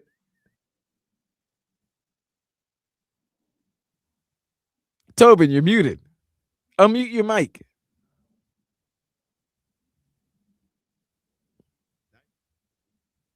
Yes. No. Yeah, now we can hear you. That was weird. Yeah, I don't know. Yeah, it was weird. Your lips were moving. No words were coming out. Something changed on the board. Listen, dude, I'm in a strange studio. Give me a little bit of grace, you rat bastard. Wait a minute. Now you want compassion. No, you don't know what you're doing. You're like, you don't know what you're doing. I'm gonna tell you what you were doing, Tobin. I see what you were doing, Tobin. You were doing the thing the Patriots were doing when they were filming everybody. Yeah, look at you. Don't even know how to use the buttons. Here's what I would say, Vlad. If there was a Radio Hall of Fame scandal, let's find out that Mike and the Mad Dog were juicing up their ratings. Okay, are they obviously Radio Hall of Famers? Yes, but if they had to wait a year, I wouldn't have a problem with it. I've got more rings than anybody that's coached the game. How'd you get those? I won. Not all clean. I won. Not all of them. I don't. Hey, you know what? Has there ever been a beautiful defeat? What? Exactly. I don't care. My win is winning. I'll take a dirty Super Bowl over a clean loss any day of the year. And you know what you have? You have your Super Bowls, you have your memories, you have your winning. But you know what you don't have? The Hall of Fame right when you could get it. You got to wait. Oh, you got it all. You got it all. Was it a great time? What do you turn? And I bet you what you want to know something? If I told Bill Belichick, if I went to him as a wee lad back then, I said, Bill, you cheating bastard. One day, people are going to find out about this. You're going to still win all your rings. You're going to win as many games, but you're going to have to wait for the Hall of Fame for a year. Do you think he would have taken that trade? Yeah. I think he would have. Yeah. So what's the what come on. He'll be in. But for the same reasons why you saying it's no big deal. I mean, like, it is a big deal because you had one person speaking against him that he beat the hell out of. And that, by the way, that doesn't come across well. It wasn't on the up and up. And Tobin, listen, there's a lot of people that didn't like Bill Belichick that are coming out defending him, saying this is garbage. Yeah, but that's because they, that's because you not liking a guy or you being petty towards a guy has nothing to do with whether he deserves. We just don't have any consequences anymore. That's why there's just no consequences in life anymore. That's the thing. We've just gone to a world where people could just move. Let's take our moral stand against right now. Let's do it now. Let's pick and choose when we're going to be morally correct. This is a football morality. If you want to make it about bigger things, more important things in the world, obviously there are. But if you want to be a grown-up and have a discussion about football, this is what we're talking about right now. We can. I just think football morality issue, and he was a rat cheat.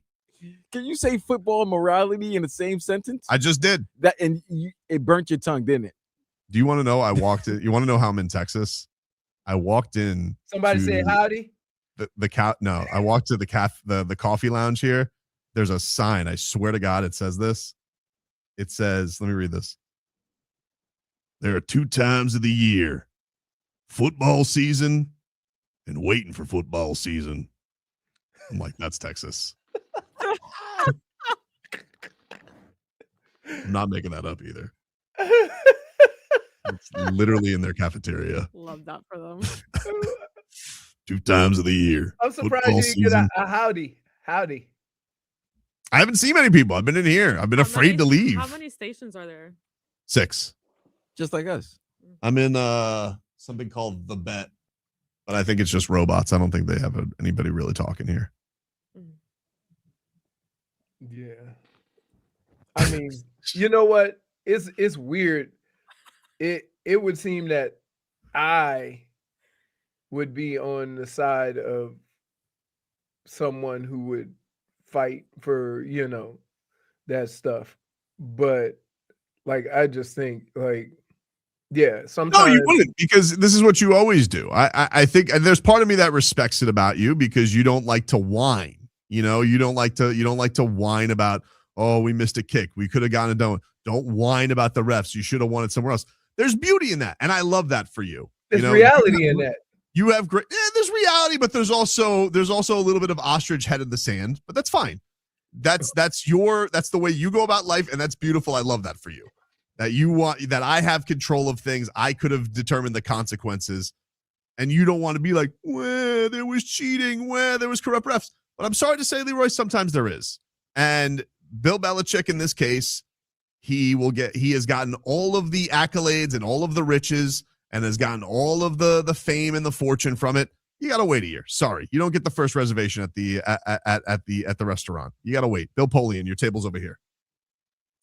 That's who you want as the spokesman for the guy who told Lamar Jackson go play wide receiver. That's the guy you want speaking on your behalf of morality. No, that's the last thing I remember. He hadn't said nothing since then. So if he loses fastball, you think he should be making decisions like this? He didn't make a decision. He didn't even remember who he voted for. Exactly, he was the Godfather. He's confused. He tried. I've seen a lot. Wait, then afterwards he said he don't remember who he voted for.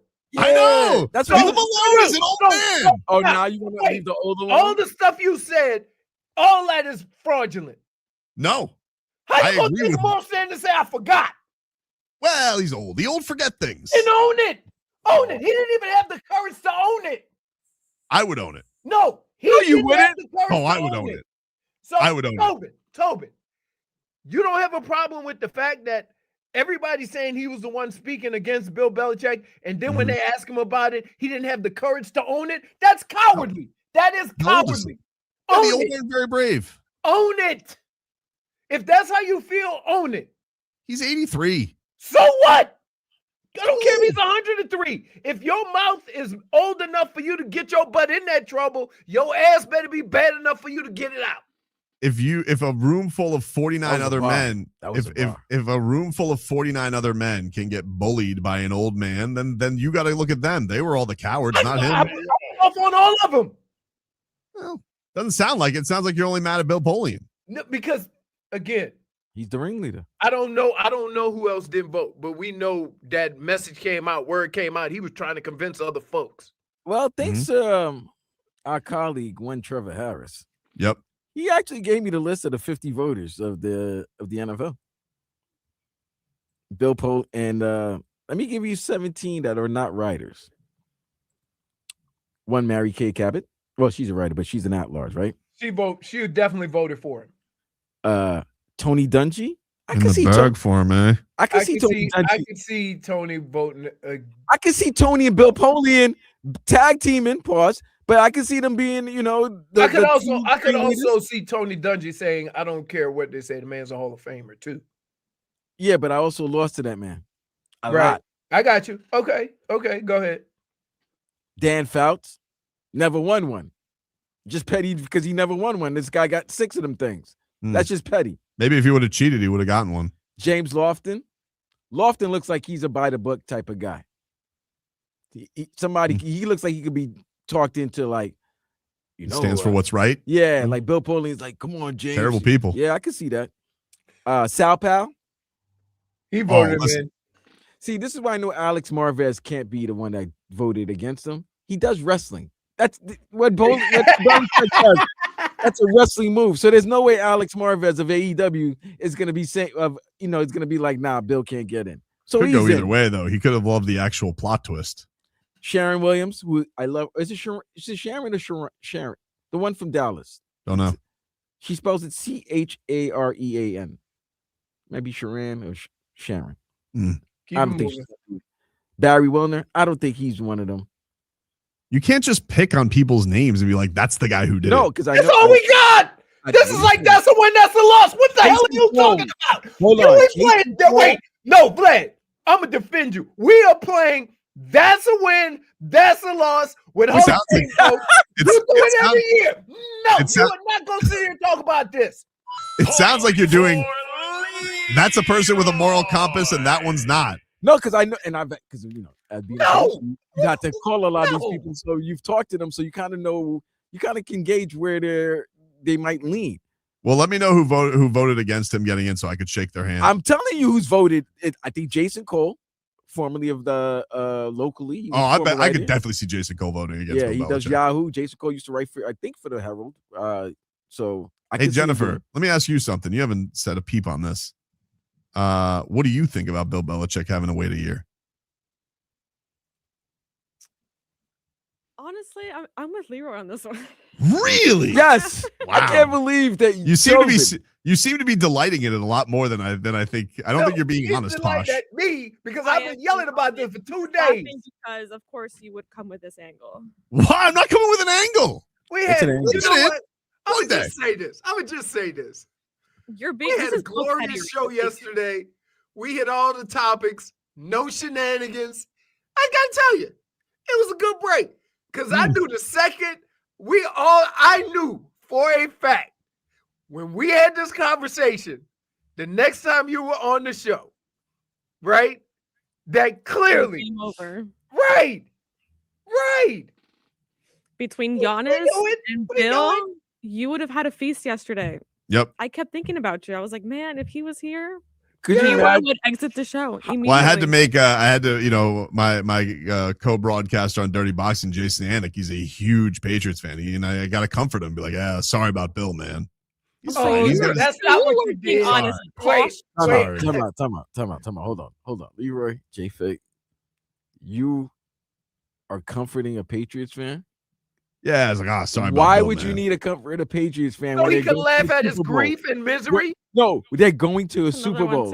You Mm-hmm. think they're caring about Bill getting into the Hall of Fame, or they care about everything, or what's going to happen next week? So no. Ooh, look at you. Why are you deflecting? What are you looking at? Look at him. Look at little Bill Tobin. Little Bill. You know what? Little Bill Polian Tobin. They got Kill Bill, and then we got the spin-off. If you guys are calling me a little man of moral, that's fine. I'll take that. I mean, that goes without saying. Take a break. Wait a minute. You once tried to convince us that Kawhi was at a Chipotle, and you tell us you got morality. What does that have to do with anything? I don't know what how's that to do? You know what I'm saying? Like, he just says things sometimes that have no connection. Leroy, I'm with you until I'm not. What was that? I'm just saying. I've probably heard about this before this week too. I don't understand. You just like throwing people under the bus to like cover things up. Take a break. We're back after this.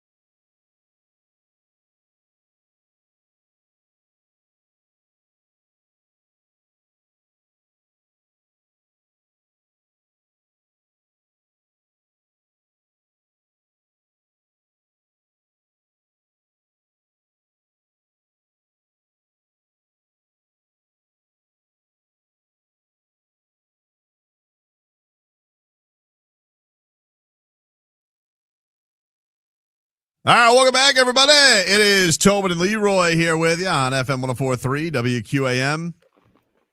Is it weird if I go down the hall and just ask the sports radio people in Houston, like, hey, you trade Şengün for Giannis? Or is that just, am I a little too forward in doing that? I think you should. No, Because then if they say no, I'm going to tell Giannis, be like, see, I told you we want you more. Oh, you got his direct line? Yeah, I'll let him know. Really? I'll find a way. So you've had his direct line all this time, and now you're letting him know about the interest in the Miami Heat and every other team? Dude. I do that all the time when I'm in Cleveland. If I have to do something from either the studio or the facility and there's other like radio people there, I ask them all the time. Do you think they're even talking about this? Huh? Or do you think they're even talking about this? Because I like based on the sign, feels like they're just talking about the Texans. You think they still talking about CJ throwing those? Yeah, I feel like that's the topic. Oh my goodness, dude! You want to talk about? Woof. I thought Josh Allen was bad. Wow. You want to start something, Tobin, over there? You want to start two for CJ Stroud? Well, that would have been my second thing. You got to go in there and say, "Hey, you got a good coach there. You can't let that quarterback get that coach fired, don't you think?" That's what I'm saying that's what happened to us. That's what happened to Wes. I mean, you know, he's got it out there. Three playoff appearances, 2 division titles. He'd get hired in 12 seconds. I say you go in there and stir the pot. Yeah, I think you should stir the pot, bro. Listen, we've been training you for all these years so that we can let you out into the wild and do this stuff to other folks. Have we been training him? Wait. Have we been training him? Or has he just been focused on us? So we've had to hear all of this, that it's good for him to have an audience with us. Right. It's time for him to take his show on the road now. Maybe. Perhaps. By the way, it's a bit much with this Mike McDaniel's media tour, huh? Why you upset? You're an assistant coach. By the way, that jacket was nice. You're an assistant coach. What are we doing? We're doing 45-minute press conferences? That was a dope jacket. We're doing it's enough already. Get to coaching. He was doing Pat McAfee yesterday. Yeah, I saw that. They called him a philosopher. You know what you should be doing? Go watch some Justin Herbert film. All right? Less press conferences, more coaching assistant, coach boy. This is why. Look at that. You know what? This is why having a quarterback as a head coach is going to curtail a lot of that. I just think that now you got 2 offensive minds in there. Jim does things a certain way, but he likes the innovations of Mike McDaniel. But he ain't gonna let Mike McDaniel get too carried away. Dude, somebody who wears alpha is there. We know whoever wears. There's I guess that's what I'm saying. We know Jim's the alpha. Yeah, he's the head coach. I would hope so. You can be come on, dude. You can be a head coach and not be an alpha. Kevin Stefanski or Jim Schwartz? Who's the alpha? Schwartzy. Absolutely. So it's not a far-fetched thing. There he goes again. This guy, technology's kicking Tobin's ass, man. Hey, I don't know why it's doing that. No, it's like a thing on the board where if you got to get one. For what? Technological snafu. You barely can say it. Leroy, he's in a different studio, though. You got to give him credit. Stop touching buttons. You know what's funny? You can't even log into your own microphone or your own email. How many hours on your email Tuesday? Wow. He doesn't want to answer that. Now all of a sudden he forgot. Wow. It wasn't even my work email. Doesn't That's matter. Even worse. Like, because why are you doing that? Because when you can't get your email on your phone, right? And then you have to change it. I was trying not to, the way AT&T works, it makes you change the email for everything. And I was trying not to do that. I just want to be clear here with this alpha talk, though. So you think when Mike McDaniel calls for a deep pass to the fullback on 3rd and short, you think that Jim Harbaugh is going to be like, shut up, nerd boy. Chop him. Like, you're not going to hire him and not let him call the plays. That's what you hired him for. All offensive coordinators don't call plays. He's going to call the plays, dude. He's not taking the job if he can't call the plays. Okay. What are you saying okay for? That's the facts. You think Mike McDaniel's taking a job where he's not calling plays when he had head coaching opportunities? Going to be the offensive coordinator. That doesn't mean he calls plays. He's going to call plays, dude. All offensive coordinators don't call plays. I understand that. Ours didn't down here because Mike McDaniel called the plays. Jim Harbaugh doesn't call the plays. Okay. But you don't think, here, I'll give you a perfect example. I don't think he's taking a job where he's not calling the plays. Let me give you a perfect example. When I was in Minnesota, Brian Billick was the offense coordinator. He called the plays. He was upstairs, right? Mm-hmm. But periodically during the course of a game, then it would just click in. Yeah, periodically. But you're sitting here we're talking about one situation. You're talking periodically. You're saying he's an alpha, like he's gonna Debo Mike McDaniel every time Mike McDaniel. No, you said, what do you think is gonna happen on 3rd and short when he wants to throw the ball to the fullback on the side down the sideline? I said, Jim gonna squash it. I don't think so. I think because he can hear the play. No. Go with the run. It happens. That's what head coaches do. How long is that going to work? After what does he do? 1-2 times? It doesn't happen often, but when there's a situation where the head coach wants to see something specifically, he will say to the offense coordinator, go with this. That happens. That's normal. It's not anything out of the realm of football. It happens a lot. I'm telling you it happens. I'm not saying you're saying it happens. I just think it's cute that you think that just because Jim Harbaugh's there, like if Jim Harbaugh had all the answers, why would he fire his offensive coordinator? Clearly there were issues. If he had all the offensive issues. It could be the system. It could be what it's his system. Huh? He had that guy forever. Again, I don't know why. I don't know why he fired him. Sometimes the streets need a body. Somebody got to go for the struggles of the offense. Okay, streets need a body. You're not gonna bring in a guy and be like stepping on his toes all the time with his play calling, dude. You're the head coach. What you say goes. All right, then you're saying he should have been fired. Then it was all on him. Harbaugh? No. What? I thought he was the alpha. You know what, Tobin? Now you just. It's cute. That's interesting. Tobin's moved his pettiness from one. I haven't moved my pettiness. You've boxed yourself in. He's moved his pettiness. It's a silly argument. He's moved his pettiness. Wait. First of all, I told you factually how things work. Whether you choose to believe it or not, that's on you. I'm telling all the people out there, this is what happens. There are situations during the course of a game where whoever the offensive coordinator is, the head coach on the mic, on the thing, will click over the offense and say, hey, I want to see this right here. Hey, let's run. And you think that's going to happen, twice in a season? No, it might happen twice in a game. Okay. It happened. Oh, my God. I cannot believe. We'll fix everything. I cannot believe you don't believe me on this, and I'm telling you it's facts. Okay. He might do it once or twice. No, guess what? All the coaches do it. Really? Okay, then why does Shannon Dawson call flea flickers after they run it 9 yards, dude? The coach okayed it. I'm telling you, it happens. When he says, hey, I'm going to go with this. Okay. He'll okay it. I'm sure there will be times once in a while where he'll pop in there. There's going to be times where Mike McDaniel does things that Jim Harbaugh's going to be like, what the hell is that? You think he's going to override every single time? No, I didn't say. I never said that. It kind of feels like that you did. No. I said periodically periodically during the course of a game, the head coach, if it's like near the goal line or you need to run the clock out or something like that, the head coach will say, hey, let's just pound it here. The situations in the game, he'll say, let's just eat up clock. Let's pound it. Don't throw the ball. Okay, yeah, that's what a head coach does. That's kind of his job. Yeah, genius. Oh, but why are you bringing Mike McDaniel? You want Mike McDaniel's system if you're going to hire him, right? But he's not going to override every idea that he has. I didn't say that. Okay, then why do you think this is going to be some masterful fix? Because Harbaugh's there.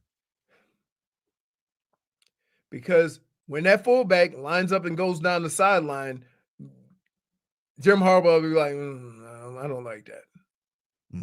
Sounds like a marriage that's going to work. Huh? It is going to work. Are you rooting for him not to succeed? Absolutely. Yes. I wish him more success. You have to you actually say that? The pettiness, man. Jeez. I wish him no success. I'm not wishing failure. You don't call him Little Bill for nothing. I wish him no success. Why would I want success for him? Because he's not here. And is he in the NFL? If he's not here, are they not playing the Dolphins this year? Are the Dolphins not competing with the Chargers for a playoff spot? Why should I wish him success? That's weird. So strange. I think you guys being like, why do you care anymore? I don't know.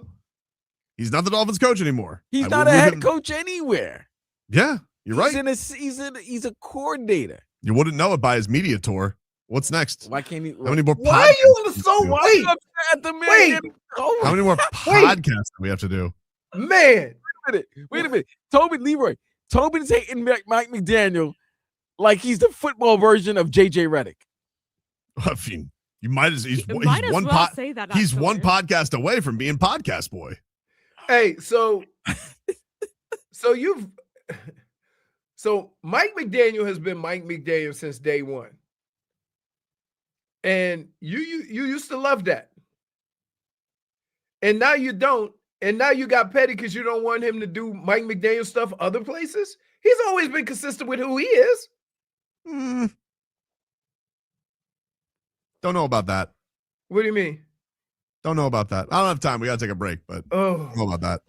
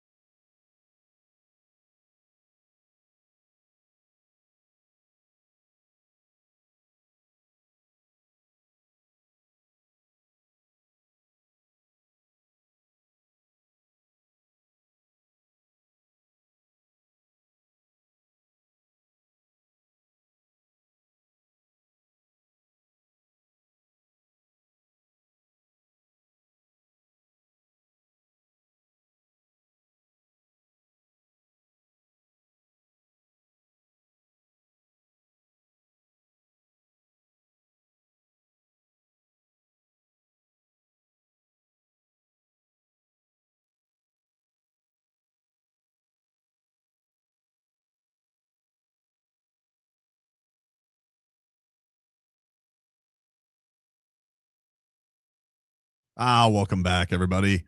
Tobin and Leroy here with you on FM 104.3 WQAM. Take you guys up until 2 here on the program. Miami Heat, they're back on the hardwood tonight, taking on the Chicago Bulls. The grand play-in pre-series of them all. 3 straight games against the Chicago. Who thought this was a good idea? I know, like, you only have so many options when it comes to putting the schedule out for a makeup game, but like 3 straight, you're muted, by the way. 3 straight games against the Chicago Bulls. This is a makeup game. I know. So, like, it's kind of just. Couldn't put it anywhere else. I mean, when? You're gonna be sick of it. The All-Star break. Yeah. Well, would that mean that the both teams would have to come back from their All-Star break early? Probably. Maybe they. But you got an All-Star break because they don't know how to use their stupid ice. Wow. This makes more sense than having to go fly back to back. They lost to the Pacers yesterday. Fly back to back. Then you got to take them on again. Ugh. Great. Well, isn't it amazing? You know we're going to see again in the play-in. All the playing teams are playing each other. Got the Hawks next week. We like to call this the mid-season play-in games. A pre-play basketball yet? Has Trae played basketball yet? No. Not that I'm aware of. He's not joining. He's not going to be back on the court till after the All-Star break. If yeah, I don't even think that's even in stone. Like, unlike any other sport, does basketball not give a damn about injuries? Apparently not. Because they will trade for anybody, anytime, if you like the name, and they don't worry about how he's going to look when he come back. I mean, didn't Kevin Durant get traded with a torn Achilles? He did. He signed. Well, he signed as a free agent. He signed as a free agent. Okay. I think the thinking. Well, here's the thing. The thing is, like, you're like, well, we'll never get somebody as talented as Trae Young on the Wizards, and then they want to tank. They don't want Trae Young to come in there and do something like, help them win. He's not. He's not. They don't have to worry about it. They're like, take your time, baby. Take your time. You think he gets moved again? I can't rule it out. I think he could actually opt out if he wants to. He could go be a free agent. Of course he's going to opt out. Who?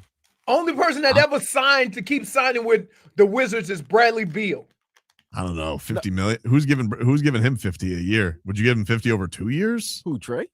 Trae getting that money. He wanted to go to Washington. He's getting that money. I don't know, man. You don't think he's getting paid? I mean, the Wizards don't have anybody else to pay. So if you're saying, would the Wizards pay him? Maybe. But if he opted out because he didn't want to be a Wizard because he wants to go somewhere else, no, I think he's going to eat that. Oh, year. No. If he's going other places, he's going to eat some money. But if he wants to go to Washington because they have the money, and I think he will be a big star there. Exactly. Yeah, I think he wants just a fresh start. Wizards. That's just what the Wizards are, man. It's like, hey, we get Russell Westbrook for a year. It's fun, baby. And he has a player option next year for $49 million. So yeah, he's not opting out of that. He ain't opting out of that. He'll figure that out after the season after he's making $50 million for Trae Young. A lot of $10 money. million a foot.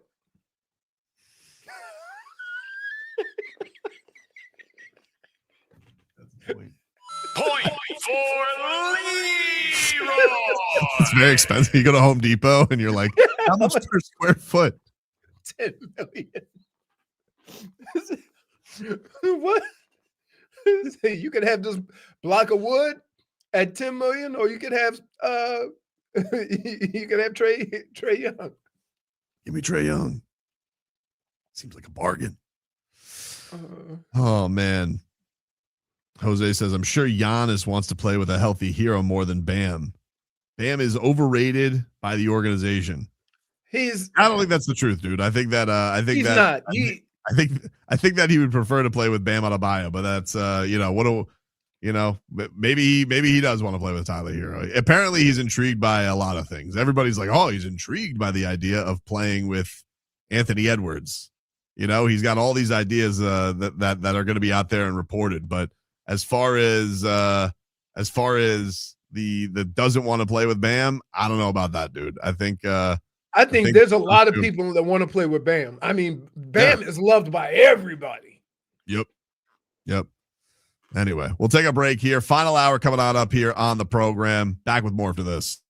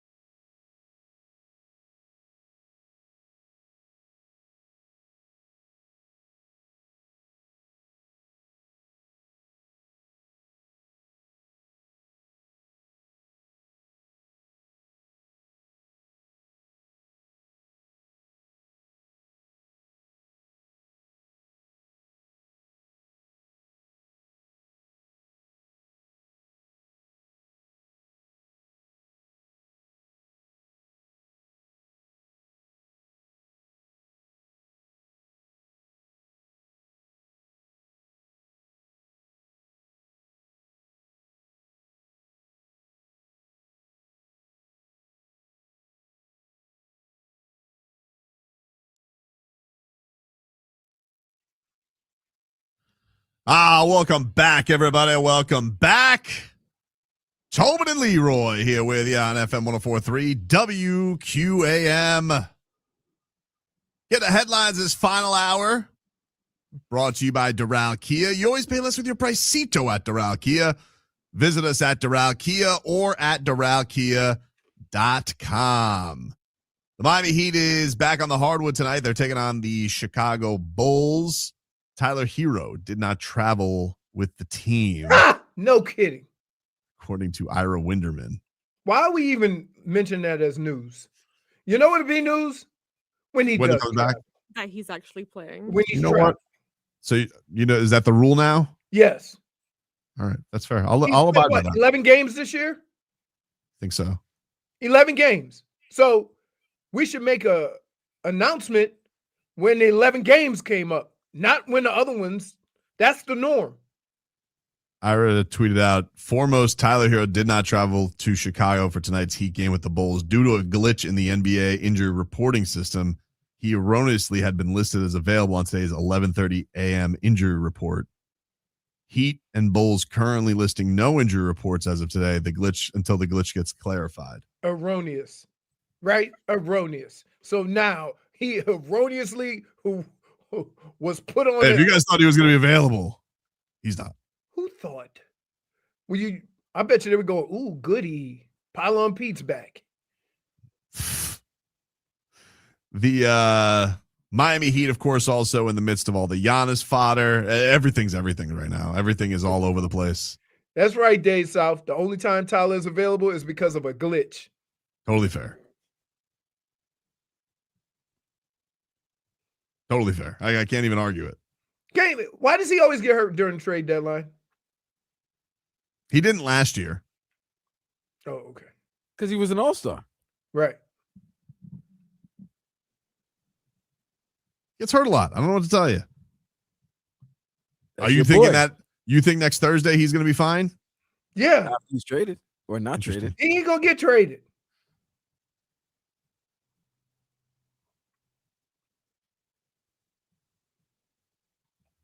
It's a tough season. It's a tough season. It is. We've said that. Felt like we were. Besides last year, every year that Tyler's been on his team, we've said that. Those words right there. Tough break. Tough break. He has had some tough luck injuries. I will give him that. Now, the fact that, the bones seem to be pretty fragile, I don't know what to do. But he broke only are his bones getting fractured, but he got extra bones that had to be taken out. Why don't you take those bones, tape them up to the bad bones, and then you can have something like got bones pouring into weird spots. That's how that works. Crazy, man. Panthers are also on the ice tonight. They are taking on the St. Louis Blues at 8:00. As they will try and bounce back. You got Matthew Tkachuk in his hometown tonight. Congrats, by the way, to Ruben Bain. He was named the Ted Hendricks Award winner for best defensive end in the nation. All right. So that boy good. So he won an award named after a former Miami Hurricane. That's dope. Yep. He should you got to worry about those arms though. He should be drafted somewhere around 11. Hey, around 11. 2 is good. Seems around 11. 2 is good.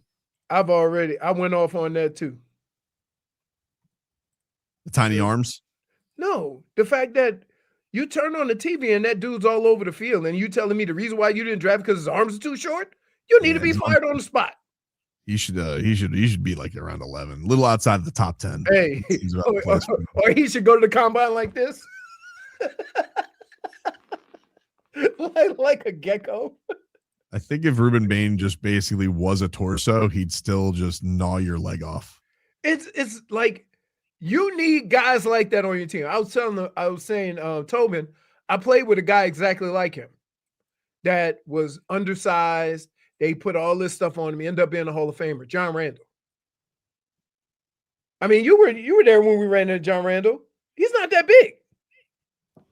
Ruben Bain's a big boy, though. I think Ruben Bain's like 6'3". He just doesn't have long arms. No, he's 6'3", but he's only like 260, 270.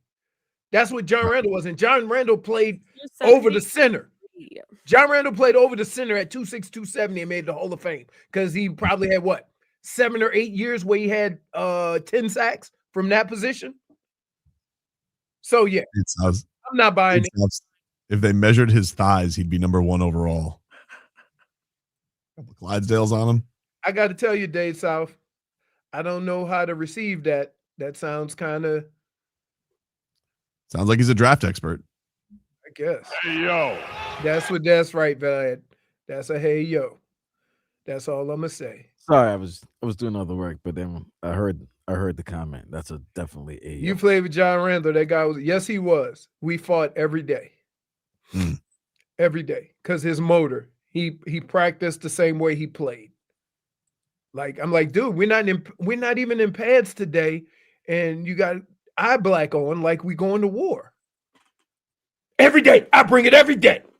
And then laugh and play. If he wants to bring it every day, let him bring it every day. I'm just saying, I don't understand, like, I understand that you want a prototype. You want a guy to look a certain way. But when you turn on the film and watch him play, that cannot be denied. It cannot, like, how many defensive linemen take plays off being lazy because they're big and that guy never takes a play off. He's all over the field. He makes plays in the backfield. He runs down running backs, run down quarterbacks, making tackles in the secondary, in the flat. Like, that's not, whatever you believe about that position, that's not one of the traits that everybody has. That makes him unique. That stands him out from all the other guys that fit the prototypical player that he may play. Feels like 11. 11's a good pick for that. You know what he's going to be? He's going to play, like, there's going to be a team that plays either a 3-4 or 4-3. He's going to play outside, right? They may even call him like Chubb. He's going to play outside, rush the passer, and stop the run, but he might drop back every now and then. That's how they're going to use him in the NFL. Who's drafted at 11? What? Drafted at 11? Come on. Are you familiar with this man's work? You know who's drafted at 11. Come on, Leroy. This is part of the show. Come on, Leroy. I can't. A little bit. Huh? Honestly, he's like, he really should. He should be not even making it out of the top 5. It's ridiculous. Right? Yeah. I want him. He won't. He won't. There's no way you can turn on film and watch him play and think he can't help your team. No way. No chance. The Dolphins don't draft Kings players, man. They drafted Phillips. They kind of went. They did go in more of a direction where they were doing it more. But I think, I don't think he's going to make 11. We need a Laramie Tunsil situation for that to happen. And honestly, I think that teams would let him play with the gas mask on. Just treat him like Bane and give him a little shot of whatever he needs to make the pain go away. He's too good. I wouldn't.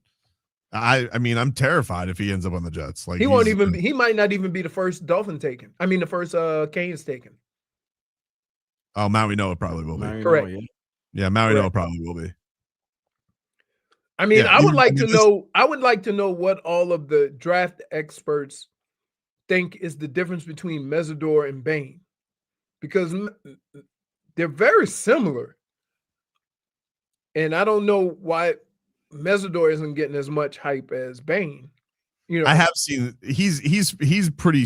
I saw like a lot of people were like, "Oh, I don't know if he's gonna be first round." Most places I see now, he's after the playoffs, he's solidified himself. Like, he's gonna go in the first. So they might have 3 in the top 15. Hello. It was impressive. The Kane, those guys did themselves all wonders for their playoff run. They absolutely all did, especially on defensive side of the ball. Oh yeah. Yeah, no. I was asking Dono, I said, when you have that much talent on defensive side of the ball, now you got to replace it. You're replacing possibly 3 first rounders. That doesn't normally happen in college, right? You might get a lot of guys drafted, but 3 guys in the first round, yeah, that's hard to replace. We'll take a break here on the program, get more into this Giannis stuff, some new details coming out on where the Heat stand.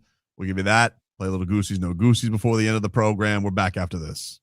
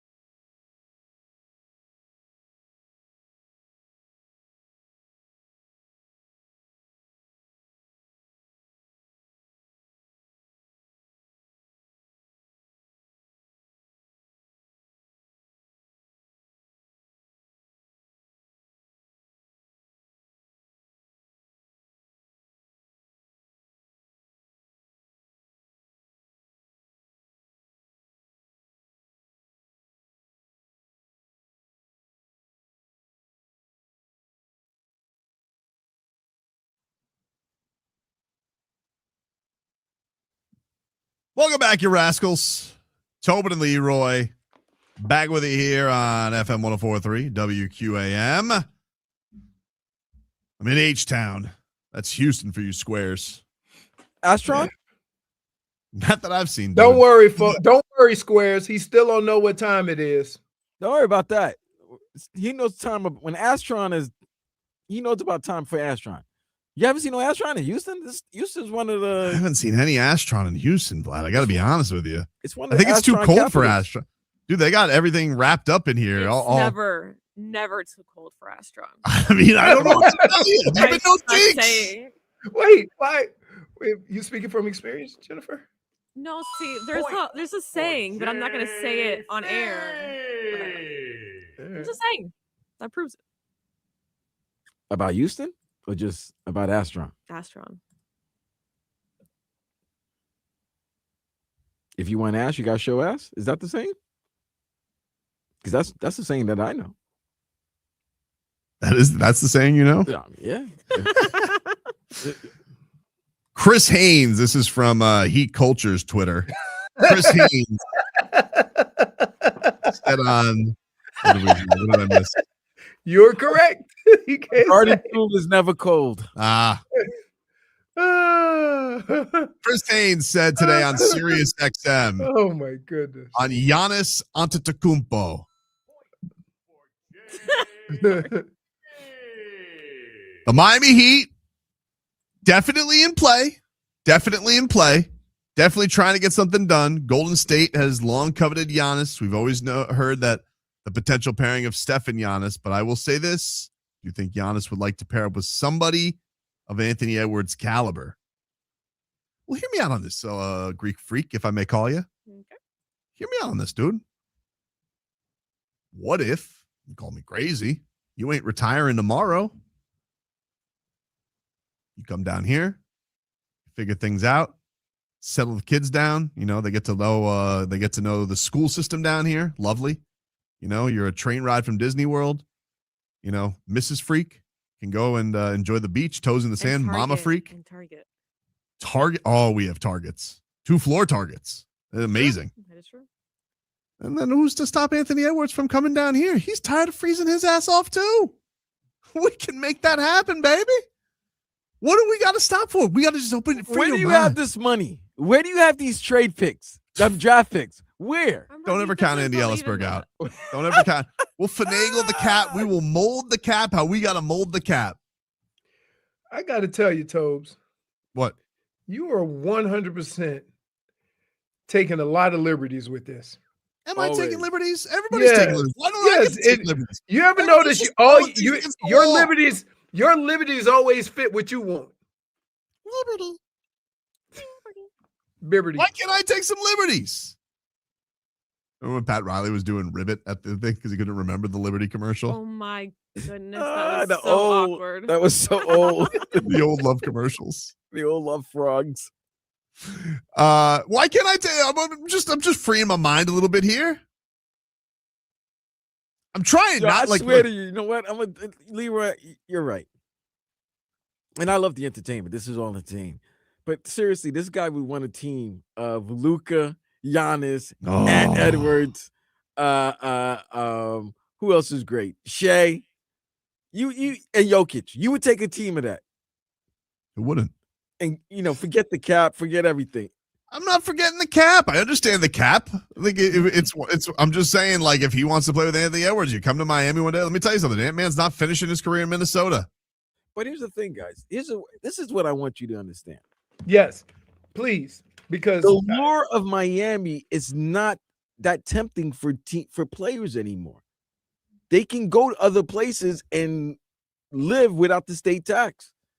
They're gonna do what's best for them. State tax.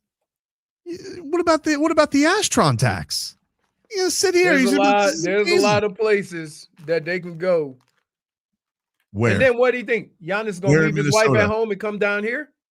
She can have fun with Astron too. And so can Mama Freak. She's the one out here reminiscing on Facebook. Don't forget Thanasis. Oh, Thanasis. He could be New Zoran. He got it in his name. In case you wanted to see it, it's right here. An Astron. Wait, that's his mom? No. That's his wife, isn't it? That's not his wife. That's not his wife either. Who is that? He looks like he's 12 in that picture. Is that the Nasus with him? Could be relatives. I know. Siblings. That guy looks like Yabasule. Okay, so we're going by that. We're not going by it. And you're going to sit here and act like if she put a photo of him in front of MSG, you wouldn't be all goosies galore. Oh. Get out of here, dude. I wouldn't. Get out of here, dude. Here's the thing. Why am I going to get all crazy and going cuckoo for Cocoa Puffs over something that he's already been playing? He's played in Madison Square Garden. Like, what's the point of him showing? I've seen him play at Madison Square Garden. So what's that going to prove? Yeah, he visits there once a year. He visits there twice a year. Twice a year, sure. So yeah, what's a picture of his mom showing me that of the arena going to do? I don't know. Maybe she doesn't. She's not that into that. Vlad, because if you don't do it like Tobin does, you're a hater. I'm not saying you're a hater. You can feel how you want to feel. Oh, Everybody's obviously drooling over Giannis and wants the idea of Giannis on their team. And if you say you're not, you're lying. No, nobody's saying that. But using sense is, I'm not looking at pictures that his mom put up on Facebook to confirm it or think it's possible. Why not? Those pictures came to his attention, though. It's not like he actually went to go look for it. Yeah, but even if I did go and find that, like, why wouldn't you find that? Be like, oh, of all the places, and all the time. That's not how you. That's not how you went about it. That's not how you go about it. Why? This is how you do it. Do. Could be something. Could be nothing. Whoa. It could be something. You can't deny that it could be something. No. It could be nothing. It could be nothing, but it could be something. Wait, you don't think the enthusiasm in which you go into it separates you from just a person saying, hey, here's some interesting news? I will say this. When this first broke yesterday, as I was in the fighter meetings, right? And I was like, oh, but then I was like, we're not going to get him. But then when I got this news about his mom posting the Facebook photo, I'm not going to lie. I got pretty excited. Really? As excited as I've been about a whale since Dame. Because I've been a changed person. I haven't been the same person. The Dame thing scarred me. I haven't been the same person. Even the John Morant chase, it hasn't got me in. And the tranquilizer wore off. Yeah, I mean, it's just like I haven't had that same. I've been beaten down. Pat Riley just doesn't seem like he's got it in him anymore. You see, and that's the thing. And this is where I have fault with you, man. I take fault. Leave Riles alone. He doesn't have his fastball. What if they are attempting? What if they're doing everything possible and just the player doesn't want to come near? Yeah, like that's what I'm saying. You guys got to start accepting the fact that as great of a city that this city is, without a doubt, 305, 754, 954, whatever, 561, South Florida is great. Miami's great, but it's not the must see or must play place anymore. There's other places. That these young kids like going to. Minnesota? So it doesn't have to be Minnesota.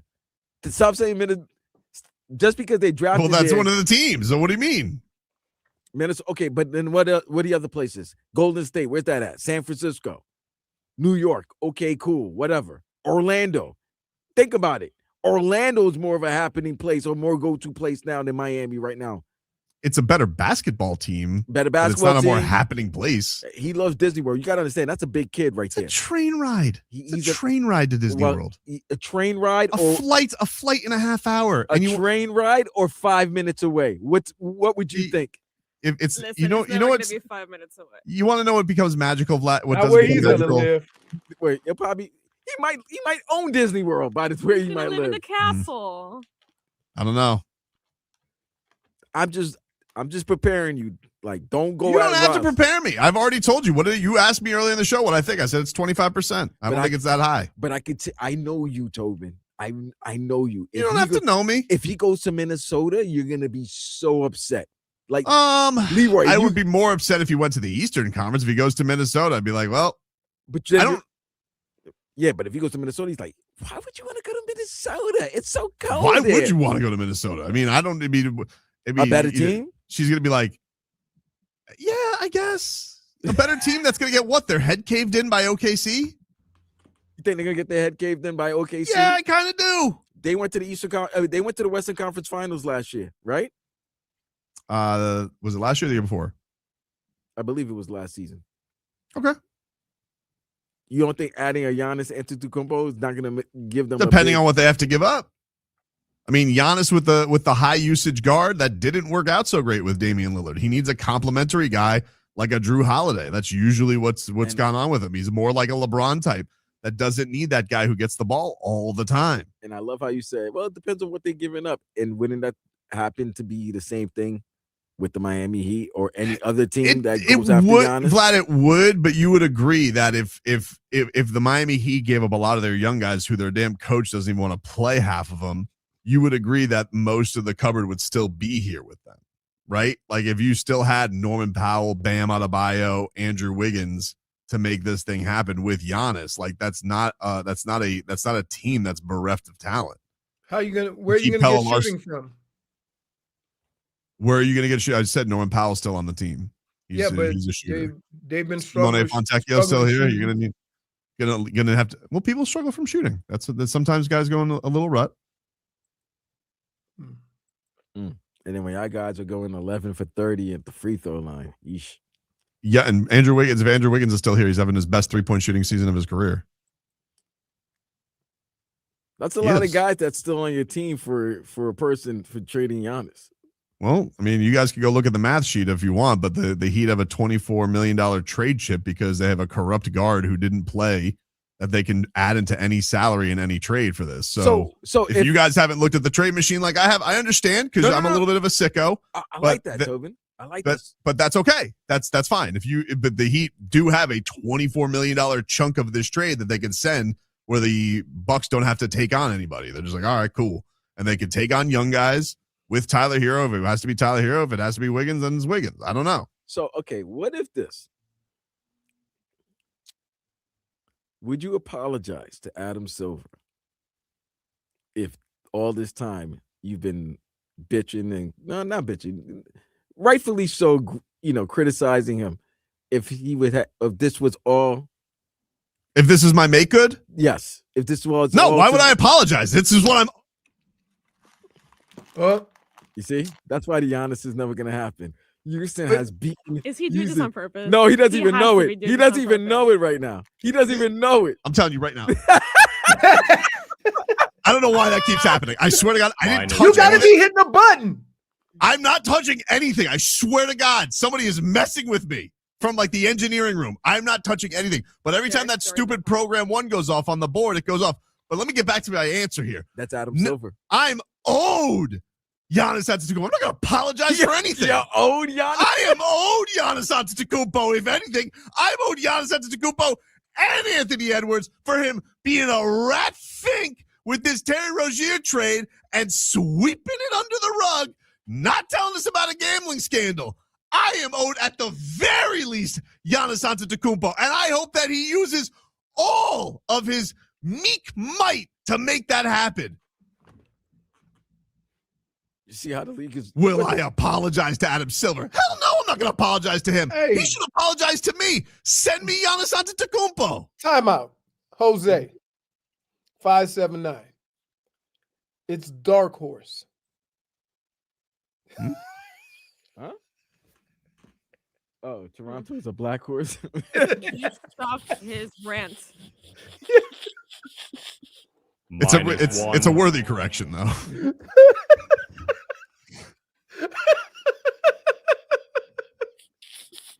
Sometimes people mix up sayings. That's just how you want to do that.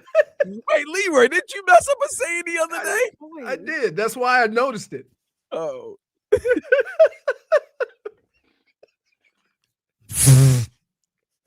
We'll take a break. We'll play a little Goosies. No Goosies to close things out. Back after this.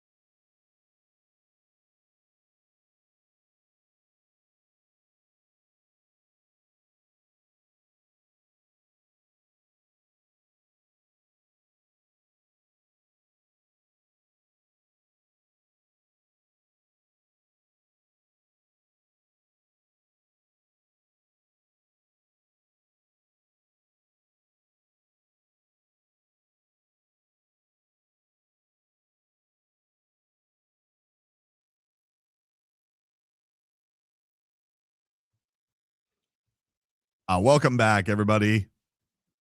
Tobin and Leroy here with you on FM 104.3 WQAM. Let's play a little Goosies, No Goosies to close out this Thursday. Jennifer, are you ready? Are you ready? I am ready. Leroy, are you ready? I'm ready. Snacks in hand. No, put them down. Ooh, Immediately. those are lemonade? I'm hating you. Yeah. I'm really hating you right man. now.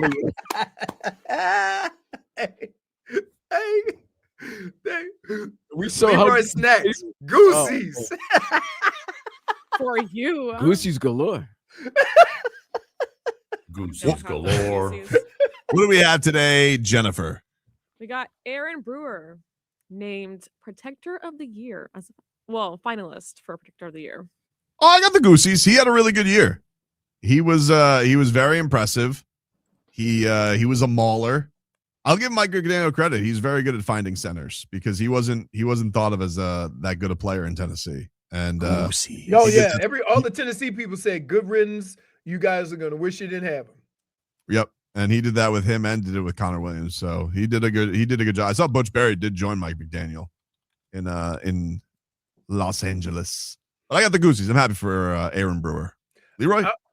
I would say this is that I have the Goosies, but I will also say this. This was the first time in a long time that the O-line had the same 5 starters for that long of a period of time. And I think that helped the situation a lot more than people think. Going to be interesting if they can keep it all together for next year with correct. Savai and I had a tough year though.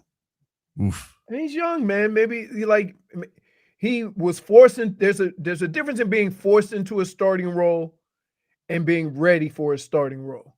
Do you think that it would help if they just flipped him to I know they wanted to do him and Paul together, but do you think it would be better if they flipped him back to his natural side? Because he played right in college.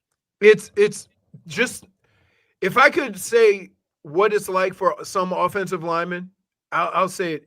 Just imagine you batted right your whole life. And then when you got to the NFL, they said they want you to be a switch hitter. Yeah. Because everything is opposite. So the step that you take back in pass pro, right? You go from right foot back to left foot back. You know, the steps that you take moving forward, everything is opposite. And so that takes some time to get used to. What the hell are they doing? The hokey pokey? Who?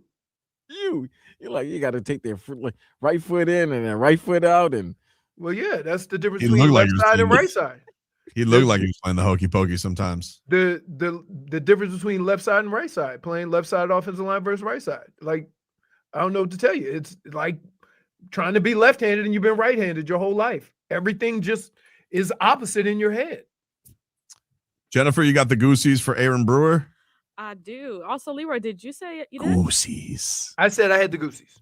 Okay, But I also said that a lot of their success up front had to do with the fact of, and I've said this before, continuity in the offensive line is more important than sometimes the talents of all the pieces.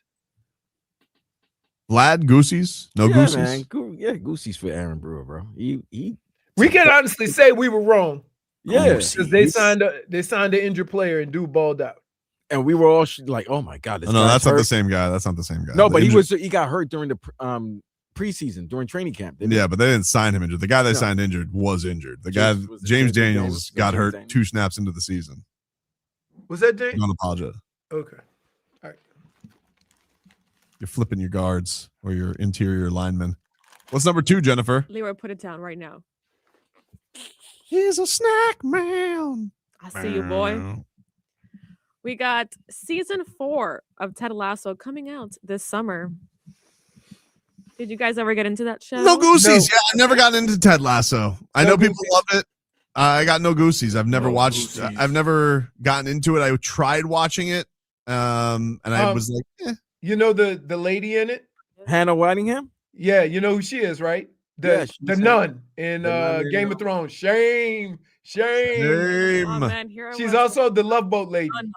She was singing. She did the Love Boat commercial where she's singing. You know that commercial with the lady singing? guess I don't know. I barely watch commercials these days, dude. Only like during games, but I kind Oh, of. I tell you, you know what I watched? The whole thing I got caught up in? Tony and Ziva. The commercial I see all the time during Heat NCIS? games. Yeah, they have a spinoff. They do. The two of them. I watched the whole thing. It's pretty cool. Oh, you watched the whole thing already. What's the commercial there, Tobin? The commercial I watch during Heat games all the time is the Grey Goose Zoe Saldana when she's stirring it up, having her own party. And I'm always like, this. She thinks the rules don't apply, huh? Zoe's in a lot of commercials. She's in a lot of commercials, but no movies. I don't know. Hold on, the T-Mobile. I got a problem with T-Mobile. T-Mobile. The holidays is over. Why are we still showing the same damn commercials? I don't know. Why are we still showing the Christmas commercials? I mean, I'm gonna give them a pass because we have been known to hear commercials on our station from. You don't give us a pass, so that's what I said. T-Mobile is a $1 billion company. They should be able to start having commercials. Multi-billion. Multi-billion. Yes, it. exactly. So they should be able to have some commercials after the holidays. How many times I got to see Juicy and Zoe with the Christmas tree holiday? Yeah. And why is Jeff Bridges there? Why is Jeff Bridges there? I don't understand it. It's just weird. None of it is maybe want to switch my phone coverage. Anyway, no goosies for Ted Lasso. I got no goosies. I haven't seen one episode. Jennifer? I haven't seen one episode, but I hear it's really good, so I am going to try to give it a. No, you're not. We tried this before with you. Your fake C shows. How can Crowder did it with movies? You never saw none of the damn movies. I actually did, Leroy, because you know what? I'm an honest person. Wow. That's a lie. Really? You really gonna say that? You really really gonna say that? Listen. You watched every movie you said you watched. Yeah, especially when I had to buy some of them. I did have to watch them. Who buys movies? There were some that had to be rented. What do you, no, that is right. You don't watch that many. You haven't seen that many movies that we watch, right? No. Incredible. Okay. -1 for accusing me of lying. Well, you've never lied? I really don't like lying. It That's fascinates me not that the you question. guys Nobody think. likes lying. No, I don't lie. I really don't lie. Okay. Bill Polian didn't like lying. Put yesterday. it down. Stop it. Vlad, you got the goosies for Ted Lasso? I do have the goosies. I love. Oh, you like Ted Lasso? Yeah, I did No, like I the show. didn't. I love the show. Yeah, man. All right, somebody likes it. What's number 3, Jennifer? We have a birthday today. Want to take a guess, Leroy? Since you're so trivial. Whose birthday is today? Mm-hmm. Give us a hint. Turning 72. Black or white?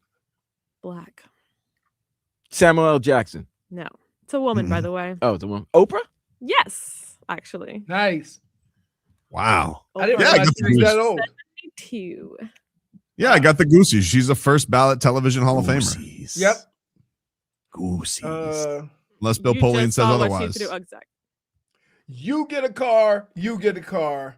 Yeah, You get a I got the goosies. goosies. You get a goosies. Yeah. Goosies. I wonder what Stedman got her. Is he still with us? Yeah, he's still with us. Come on, you kidding me? Is he still with her? She ain't never been married, right? I'm hooking up with a billionaire. You think I'm leaving that? Come on. You think Stedman's bouncing? I'm just Chill. asking. Never that. Well, happy birthday, Oprah. Happy Got the goosies, Vlad? Yeah. Goosies. And you know what? Happy belated for Mr. Rick Ross. Mr. 3, Miami's own. Yesterday was his Stedman birthday. Graham is alive. There you go. Stedman ain't going nowhere. Come on, man. He got that billionaire medication. Come on. I don't even know what his voice sounds like. He's old. He's older. He's actually going to be 75 next month. That's not that. I mean, come on. Cradle robber. That's the biggest. hey, no lie. Y'all don't know about when parents used to be able to beat the crap out of you. Mm-hmm. When I was a kid, I did bad on a math test or something, and everybody knew math was my thing. Is that why you're on Twitter? And so my dad said, "How you gonna get into college? You know, if you get a poor grade in math." And to this day, I'm cringing even thinking that I said this. But I've been known to have smart comments. I said, well, if my math is correct, you and Mama graduated the same year from high school, and you're 2 years older than her. When I got to the 2 years part, got a smack in the face, didn't you? Dude, let me tell you. -1. That was, I got a -1, all right. I got a -1. So -1 2-piece. Huh? It didn't even take a 2-piece at that point. It ain't take a 2-piece. Oh, Leroy. Yep. What's number 4, Jennifer? The Panthers are snooping around the Rangers. Around Artemi Panarin. the Breadman. Oh boy. So here it is. I could tell Tobin right now. You could tell Tobin's thinking, there's a lot of Panera Breads out here in South Florida. There are a lot of Panera Breads, Vlad. I have the Goosies only because that's Bob's best friend. Although I really don't know how Bill. I mean, honestly, Bill Zito, I never doubt because I didn't think he was going to be able to get all 3 cats extended. I don't really even understand how Evan Rodriguez is still on the team. I thought that I thought he was too expensive, but somehow they keep sneaking Evan Rodriguez around. So are you? I mean, my thing is that you should be happy that you have a franchise that can pull these things off and not even worry about it.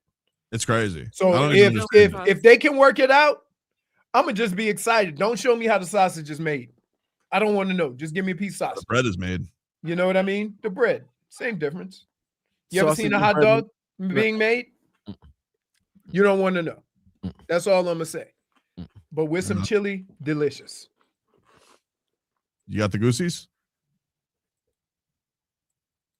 Yeah, Talking to? I did. Oh, That's the whole celebratory moment was, I got the Goosies, dude. Look, whoever they're snooping around, I trust in Bill Zito and his decision. So, Goosies. Vlad? You know, if my Rangers got to lose some guys, my Panthers, so be it. I just want to win. I just want to see Stanley Cup playoffs. So yeah, I'm all there for Panarin and Panera Bread. It's gonna be great. Artemi. There you go. All right, that is Goosies, no Goosies, ladies and gentlemen. All right, I'm gonna go find some place to eat here in Houston. Well, you got to get some You're barbecue. going to Whataburger. I don't know. It's pretty far. I can see it. It's across the highway. I think I Go want to play find. Frogger. a highway in Texas. Put the music on your phone and then just go. A highway in Texas is not the same as Miami. You'll be No, fine. because Because in Miami they drive too slow. In Texas they gunning it. there's You'll be only fine. two types of things in Texas: football season, waiting for football season. That's really like it. I was looking. You guys are probably like the only guys who are obsessed with the Cowboys in this whole state. Everybody else. Oh, they aren't, right? They aren't. No, because Yeah, everybody's got their- Houston been good. Houston been better than Dallas the last few years. Hey, why No. did they take you to that Houston San Antonio game last night? I thought of going, Vlad. I thought of going, but I was like, I don't know. I just opted against it. But I thought when I first saw the trip, I was like, that'd be kind of cool. I probably could have gotten my way into that. See but Wemby and KD, that would have been great. yeah, Wembanyama's good. KD is good. Well, I didn't hear, and I didn't get him. I didn't get him, did I? Why are you looking at Houston? So go get me Giannis. Why are you yelling at Houston? That's a good point. I'm looking at Minute Maid Park right now. I'm saying, why are you I yelling? have no idea what Why are direction. you yelling at Jose Altuve? Why are you yelling at him? Oh man! So, all right. You're not in Hopefully, tomorrow, right? I'm not in tomorrow. So no. we got Frog Boy Friday. Frog Boy Friday. Frog and Boy Friday. My beef with him continues, so I will not partake. Let's hope what's he the- does not bring his terrible props. Oh, my God. But you guys Oh can my watch me on God. Friday night. The fight Dirty Boxing DBX5 will be on at 8:00, free on YouTube. So check it on out. And yeah, man, it was fun being with you guys today. Thanks again to the people here at 610 Sports Radio and all their Odyssey familial niceness.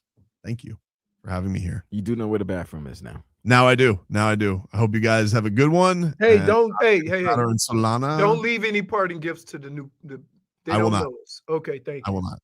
All right. Urinal only. Yeah. All right. Talk to you rascals next time.